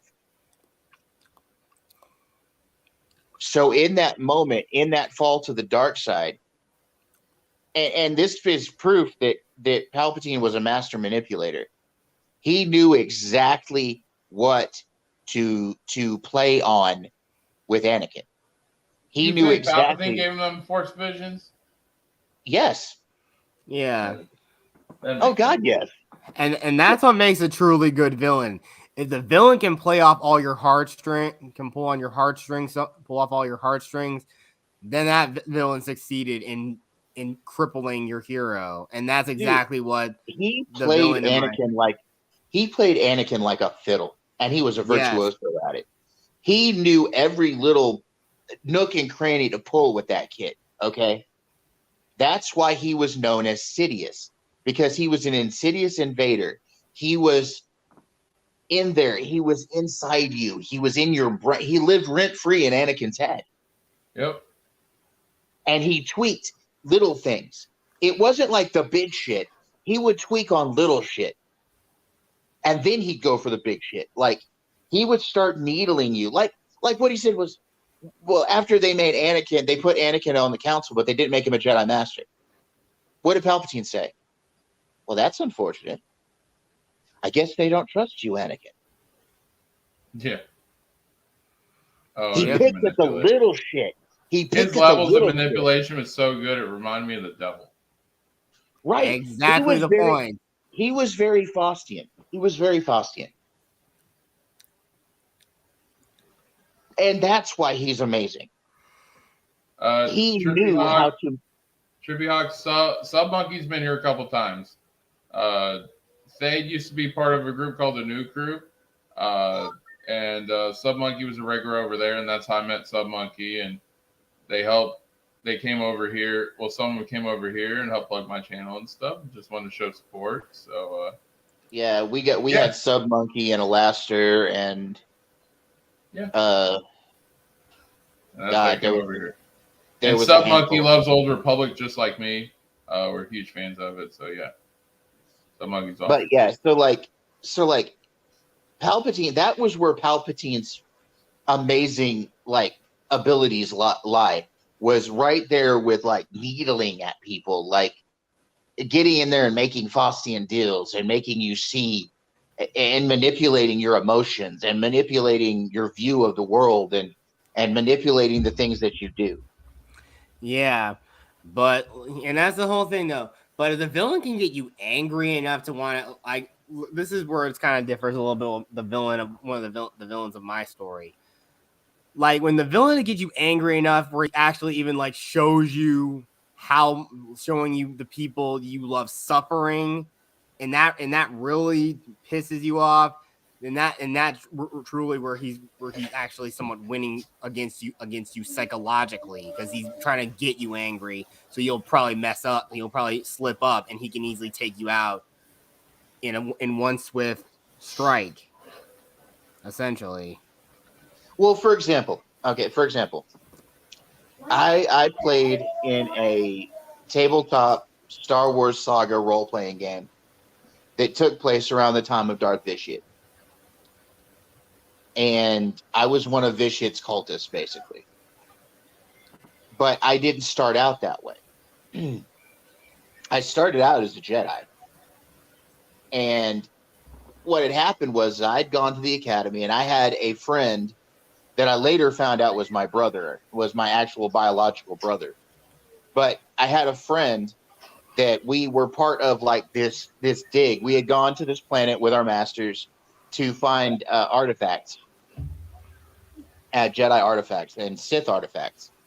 And we found out that me and him were both descendants of the Sith, of the true Sith, of the Sith blood, of the Sith people. But we had been bred in so much that we were near human. We looked human. And me and him found these Sith medallions in the dig. And instead of turning them over to our masters, because these Sith medallions were talking to us, and instead of turning the medallions over to our masters, we kept them. We hid them. We kept them secret. And his just happened to manipulate him more than mine did me. And I found out that the Sith medallion that I was wearing had the soul of one of my ancestors in it. And that's how they could talk to me. That's how they could try to control me through my emotion, was because it was one of my ancestors. And so I didn't want to turn against the Jedi. I was trying to stay with the light, but my friend fell, and he stole a starfighter, and he disappeared from the academy. Well, I went chasing him, and we ended up on this water planet, and we were fighting, and he struck out with his lightsaber, and it hit the medallion on my chest, and it fused the metal of the medallion into my bone in my chest. So for the rest of my, until I fell to the dark side, I had this thing physically as a part of my body, and it controlled me. And why does this first sound so familiar? I don't know. Because it happened through the game. It wasn't me copying it. That's really cool. Again, I don't know much about role playing tabletop RPG stuff, but I really should get into something like that. It was like I had Palpatine. I had my own little version of Palpatine as part of my body, and it was always speaking to me in my mind. And what was really cool is the game master, the storyteller of the game, would hand me little notes, and it was what the medallion was saying to me in situations that I was involved in. And I had to decide whether I was going to act on what it was telling me to do or not. Some elements from that story are very similar to Exar Kun. Actually, yes. That's why I was familiar. Again, still, Exar Kun is probably a very underrated Sith Lord, because again, he's probably one of the first Sith to ever wield a saber staff. But he was the first. Yeah, but again, his was, but more or less, his was just like the length of a single hill of a standard hilt. Which again, I want to get into just talking about lightsabers in general at some point. XR Kun was forced to become a Sith Lord. It wasn't really out of free will. That's why he's so underrated. Yes. Yeah, much like my character in that role playing game, and I think that the storyteller, because like what we had to do with our characters was we had to tell the storyteller, we had to give him like a little background blurb, like a little piece of like a front and back page written on our character from before the game, what we were doing before the game, and he would then take that and he would take threads out of your backstory and weave them into his game, and I think he might have been using some of XR Kun's storyline with my character. But like, let me read this real quick. And the Jedi wouldn't get Anakin to promote him to master. That's why he turned. Well, it was outrageous because you got to think of that time. It was never done before. If you got on the council, you were automatically given the rank master. So that's why he was outraged, because it was a slap in the face. It comes to that pride. That's why. You were on this council, but we do not grant you the rank of master. What? Yeah. What country are you from? And they did it. Okay, come on. The Jedi did it because they didn't like the relationship that Anakin had with Sidious. They didn't like Sidious getting into their shit and getting into their affairs, and pissed them off. So, and they felt like it was disrespect. So to disrespect back, because the Jedi were petty, they said, okay, he wants you on the council. We elect our own members, and we didn't elect you. But since he wants to get in our affairs and then put you on the council, okay, put you on the council, but you ain't going to get the rank of master. It was the Jedi, once again, trying to control the situation. And if they didn't recommend Anakin, then they were going to humiliate him. And that was their way of doing it. Yeah. Can I speak to a comment just real quick? Can you put up Submonkey's last comment, please? Yeah, sure.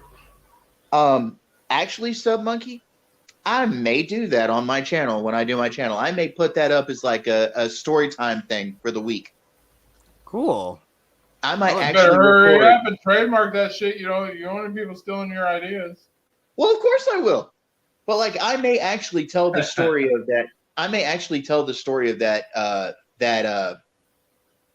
role playing game that we played, because we played it like 4 years real time. Those characters we took from level 1 characters to like level 30. Yeah. In 4 years of game time, we played once a week, every week of the month, unless like something major happened or whatever. Sometimes we didn't so much play in December because of the holidays and stuff, but like we were that was a once a week game. We played that like every week, pretty much no fail, you know. So I may actually tell that story now that I think about it. Yeah. Hey, Rogero, if you're still lurking, thanks for coming by. I know Star Wars isn't your cup of tea. That's cool, but still, thank you for coming by and showing support. Appreciate it.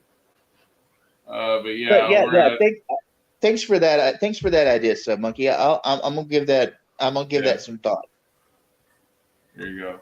But yeah, we're almost at 2 hours here. We're gonna wrap it up because I'm really hungry and the wife just made a meatloaf dinner from scratch. Oh wow! So yeah. Run for the meatloaf, run! Yes. I think after since I ate, I think I'm probably about to go lie down, or at least try to stay a little longer and just play something. I'm going to go and take a box of rice-a-roni out of my cabinet and get a can of chicken. I'm going to open the can of chicken. I'm going to make the rice-a-roni. I'm going to throw the chicken into the rice-a-roni and eat me that. Ooh, tasty. Yeah. It's really simple. Takes about 15 minutes to make. Oh, and it's filling. But here's an idea: if you get jasmine rice and make fried rice, here's a little secret ingredient you should put into it: General Tso sauce. It's great. Trust me. I've got some of that in my refrigerator. I've got some of that in my refrigerator. I was raised by a chef, dude. I pretty much have all sorts of things in my refrigerator. I know how to cook. Trust me. Oh yeah. I'm just saying though. I tried it. And holy crap, it was probably the best thing I'd ever done. Oh, of course. It was great. I take and make this. I take the Spanish, not the Spanish, the Asian stir fry rice roni boxes, and I throw meat and stuff into them, and then I throw teriyaki sauce into the mix. Oh, I got teriyaki as well. I put that soy sauce in the General Tso's. I even made like some like beet, some Hey, like what's beet, up? some What's up, stew, and Fate? some stew meat, and holy crap, mixed a little bit of that in. That was probably some of the most tender beef I'd ever tasted. Wow. All right, so we're wrapping up here. Thank you to my guests. Thank you for the chat. I will tell you a week ahead. Fate, you're catching us at the end, but great to see you, buddy. Here's what we're going to be doing next week. We're going to be covering the Sith Empire under Lord Vitiate. That will be our subject for next week. So now Sweet. I can do the research on it. Wait. Yes. Wait. Vitiate's like one of my favorite topics. I love Vitiate. Yes. So you should have a blast. Oh yeah, we're gonna talk. We also gotta I go into honestly that. came up with the idea for tonight's show. I came up with like 3 hours before we went live. Yeah, so I know you've done the Sith Triumvirate, and when we talk about Because we Emperor all Vitiate, got are we we all gonna got busy. talk about? Yeah, we Yeah, all got okay, busy over so- the past week, and I've been trying to get a hold of Thade all week. He's been so busy, we haven't been able to talk about what we were gonna do. But yeah. Okay, so here's what I want to do before we shut it down. Okay. I want each one of us to rate the Triumvirate, our favorite to our least favorite of the three. Josh, Okay. you go ahead and start. Scion, then Nihilus, then Treya. Okay, Jet Sparks. Okay, Nihilus, Treya, then Scion. Okay. Scion being the least. For me, it's Treya, Nihilus, then Scion. Damn. Oof. And why I say that is Treya was very, very fascinating. And in fact, I wouldn't mind doing a whole show just on her. Because there's a lot more to her than just head of the Triumvirate. But we can come to that at a different time. Because Josh has got to get to his meatloaf dinner. Yeah. Oh yeah, we'll definitely do solos. Yeah, but when we talk about Emperor Vitiate, we also got to talk about the Eternal Empire, his successor, Eternal Empire, as well. We might also want to talk about the Rakatans. I'm talking about. When we're talking about Vitiate, we're gonna also cover them in that same video with Vitiate, because we all know the leader of the Eternal Empire is basically just a reincarnated Vitiate. With the that was Force twin. Essence. Yeah, Force Essence transfer. Yes, we're gonna cover that as well. Oh yeah, we'll definitely cover that and everything. But yeah, all right. Lord Vitiate would be a different series. Yeah, okay. Lord The Sith series is gonna go a little bit. So Lord Vitiate. Yeah. But if He you want who to that was cover, known as Tenebrae. yeah, we could be covering. Well, Tenebrae, Vitiate, Valkorion, same dude. Like, All right. he came up. He was the first one to come up with Force Essence transfer. Yep. Well, to perfect it. Anadu has actually came up with the idea, but freaking Vitiate perfected it. Yeah, and I think people try to say that Revan was an influence for Sidious, but I think Vitiate was more the influence than Revan was. Yeah. Yeah, Vitiate was much more the influence.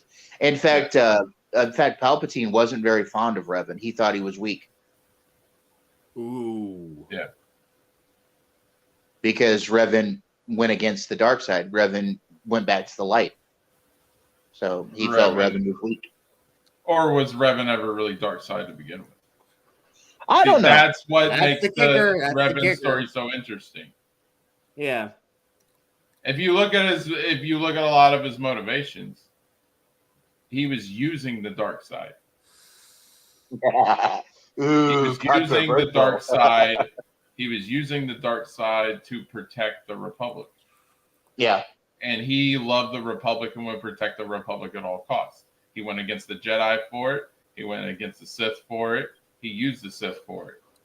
And that's what makes Revan so compelling, at least for me personally. And then Revan went out in the unknown regions and ran into Vitiate. Yeah. Yep. Originally, he was the power of Vitiate he couldn't resist. But then he started getting away from Vitiate.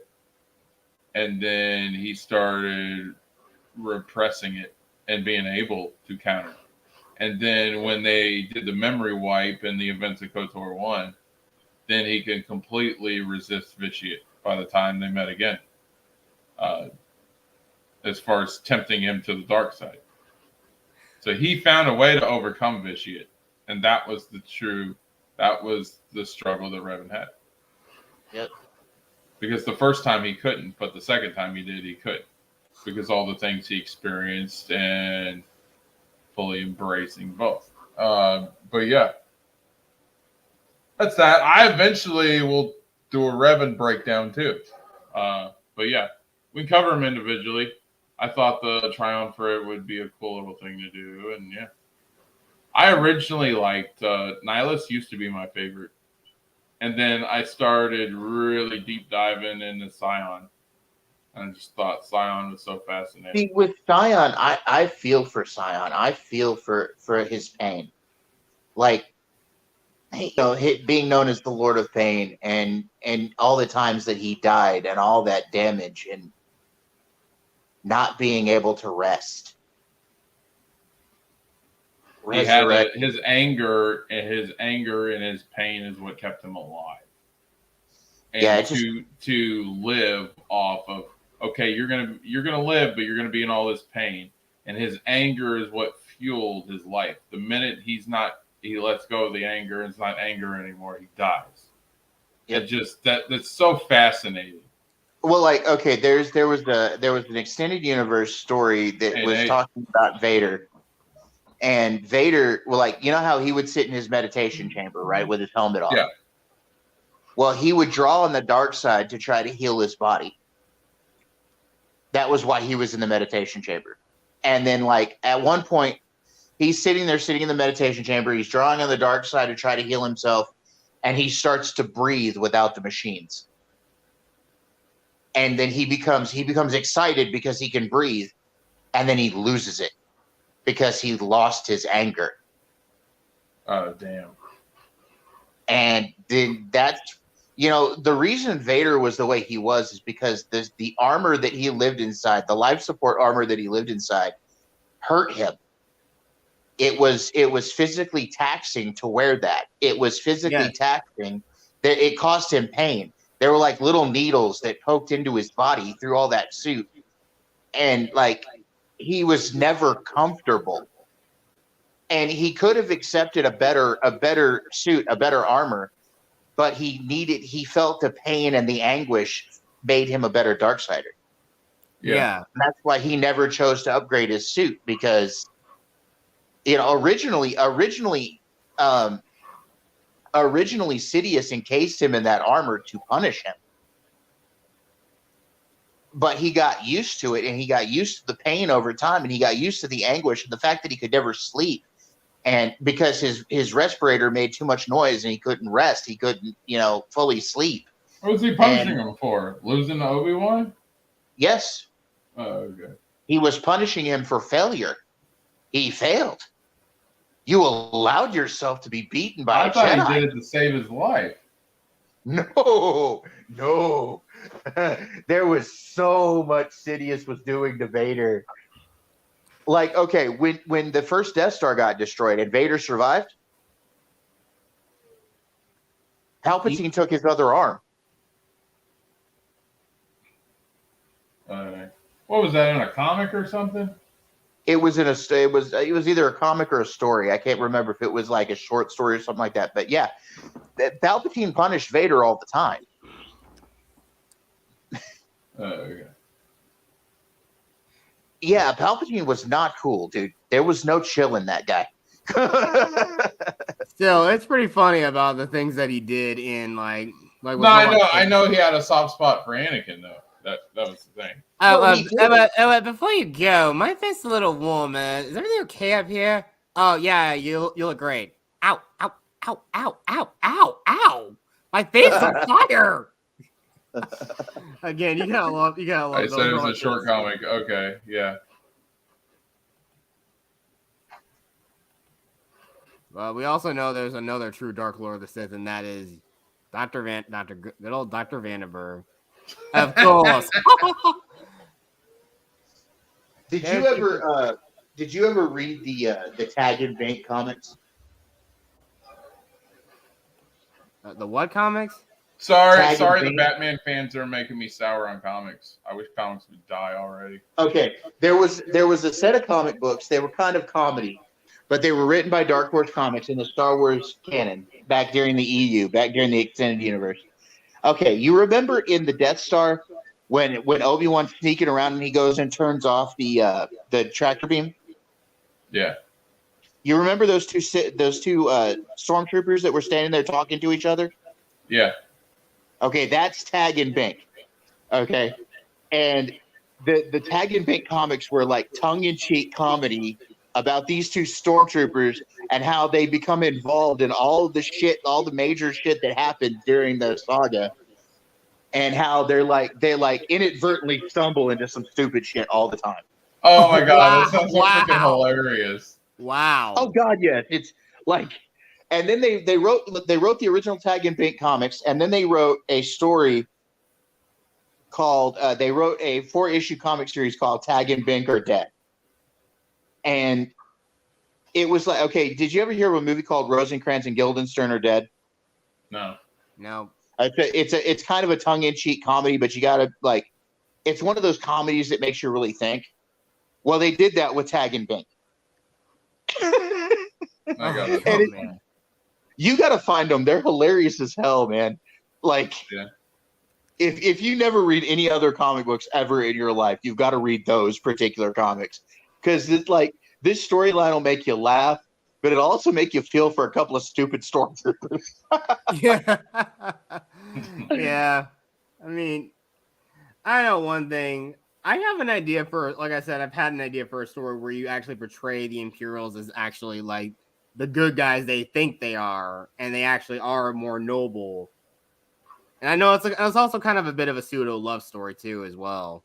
But it's like a stormtrooper falls in love with who's in love with like an Imperial TIE pilot, but of course because they barely ever get time to see each other, and they're basically helping defend a planet that the Empire controls. But I know they feel like the rest that they don't believe in the ideals of the rest of the Empire, and even then I feel like they basically rebel. They don't think about like they see themselves as like Imperial scum instead of being rebel scum, the scum of the Empire. You really love them love stories, don't you?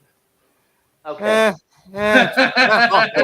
Hope is romantic. That's what I am. Okay, guys, I wanted to read this really quick about Vader's armor since I brought it up. The armor encased Vader completely, creating a shield to protect his charred skin and lungs. It was also uncomfortable to wear. Vader slowly learned to live with the isolation and anonymity that the suit imposed on him. He had to change his lightsaber style to compensate for the weight, bulk, and inflexibility of his armor. Like, the joints wouldn't move right in his armor. That's why he was like, his strikes and everything were like sweeping and like over exaggerated, was because he couldn't move right in the armor. The joints were stiff. It was heavy. To escape, Vader later added a limited amount of insulation to the suit after discovering that he was vulnerable to electrical discharge. To escape the armor's claustrophobic nature, Vader had several pressurized meditation chambers built where he could remove the mask and suit and still survive. Vader longed to be less dependent on his armor. and tried at times to function without it, but he labored in vain.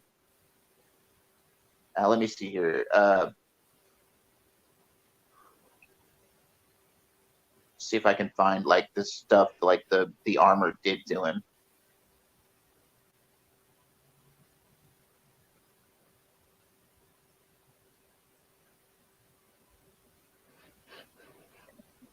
Come on, get to the point.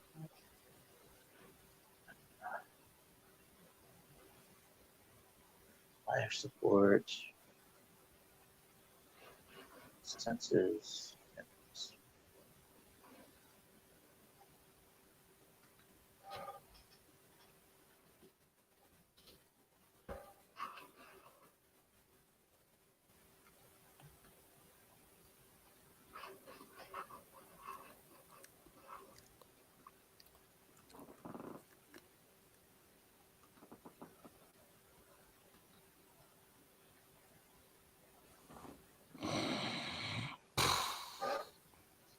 Well, look, I'll have to find it and I'll bring it up the next time. But there's like, there's 1 like hour a later. ton of like bad stuff this armor did to him. Yes. Oh, we're just finishing up. But guys, I'll be back with some more gameplay or sometime tomorrow. 2 hours later. 2 hours later. 2 hours later. 1 hour later. 2 hours later. Thank you for my guests. Thank you for the chat. You guys are awesome. Be sure to check out Rogero on her Twitch channel, Rogero90 at Twitch. I think she's going live. Right, Rogue? I think you're going live tomorrow or tonight around 10:30. Yeah. I'm spent, but yeah, this is fun. Of course, we always have fun. Talk Always. Sith Lords, Dark Side, Star Wars for us Star Wars fans. Oh, you're not going live tonight? Okay. Oh, Monday, she's yeah. doing a Rogue's got birthday birthday stream Monday. Awesome. My birthday's not until next month, but yeah. Yeah. Well, happy early birthday, Rogero. We'll be there for that. I will make sure to promote your channel, especially for your birthday stream on Monday. So let us know what time it's going to be Monday, so that'd be cool. You guys, man, I didn't know so many stuff. That's why we're doing this, Nate. That's why we're doing this. But yeah, that's that. Next week is going to be a whole lot more fun because we get to go to we're going to do the original Sith Empire or the true Sith Empire under Emperor Vitiate. So that should be fun. Okay, so 10 p.m. Monday night. Yeah, we'll be there. Yeah, see, Nate says he'll be there.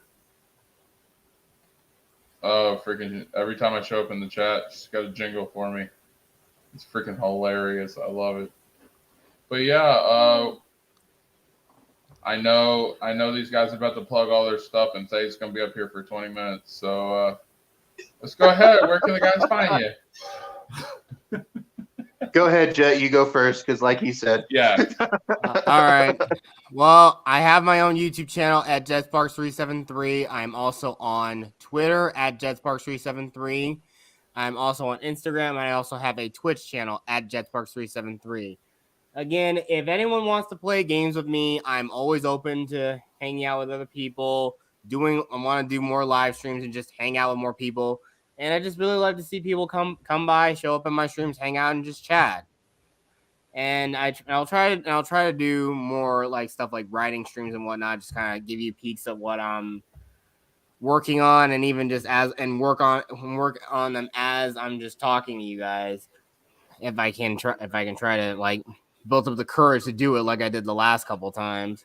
But I'm just glad that I'm just happy that people will show up, and I'm glad that I'm at least up to 60 subscribers now. So if you haven't subscribed to me yet, please do so. And if you want to make sure that all my stuff you can see all my stuff at any time, just make sure that bell is rung. And yeah, that's it. Okay, gotta try to make this quick. Here we go. You can find me on Instagram at Thad Bays. You can find me on Discord under Lord Thorin 67. at Lord Thorin 67. You can find me 3 to 4 nights a week at the Poindexter Lounge with Enosh and the crew. We talk about nerd stuff, so come join us. 2 nights a week, you can find me at the karaoke streams at Jedi Bill's channel. On Wednesday nights, it starts at 7 o'clock. On Saturday, it's after midnight. It's the after hours karaoke show on Saturday. You'll also find me on Insomniac Soup after hours over at Jedi Bill's channel. On Fridays, you find me here with Josh doing the Sith talk and the Star Wars stuff. On Tuesdays, I believe Josh is going to start doing karaoke, so I'll be there too. I'll plug that in a minute. Also, Friday nights, I am with Jason Lee Tucker at the Jason Lee Tucker Statement. We do the midnight snack show or the late night snack show. We talk about nerd stuff over there. I am working on and in the process of having my true crime and horror channel go live. When that happens, I will let everybody know. And it should be a blast. It's going to be dark, kind of be weird, creepy, and all that. And I'm going to be playing a character for that. So look out for that to be starting soon. Let's see. Other than that, you can find me pretty much anywhere nerd stuff or entertainment stuff is talked about. I get around. So that's it. And that's it in a nutshell. And not 20 minutes. No, he kept it under 60. I'm proud. Oh man.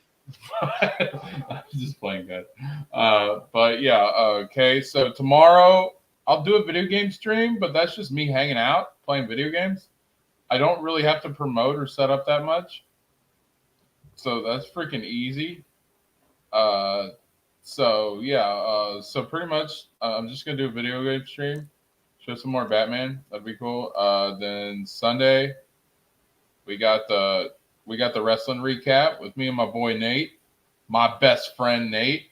And then Monday we got the new release of the WWE game releases Monday. So we're gonna do a reaction. We're gonna get into that. I'm very excited for that. So we're gonna do gameplay, test it out, see how it is. So I'm gonna do a big stream for that. Then Tuesday we got karaoke night. This past week was a huge success. So we really we're gonna do karaoke night every Tuesday, starting around 7, probably do around 7:30.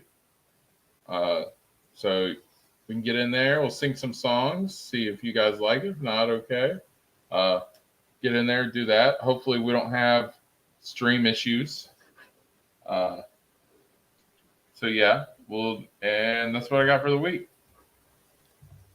Yeah, I'm gonna do more video game streams. Switch it up a little bit. See what you guys like, and yeah, we'll just go from there. Oh, here we go, Mr. Colliner. Like the video shows. Yeah, if you're not subbed, sub to us. Let us know what you want for content. We always. Of course, it's my channel. I'm going to do what I'm going to do, but your guys' opinion always matters, and I always bring it in consideration when it comes to doing content. So, and my subs are my members. So yeah, you guys are awesome. Like, share, sub. We love you. Come see us. Come watch us. Yay! But all I have to say is, hello, humans. Anyway.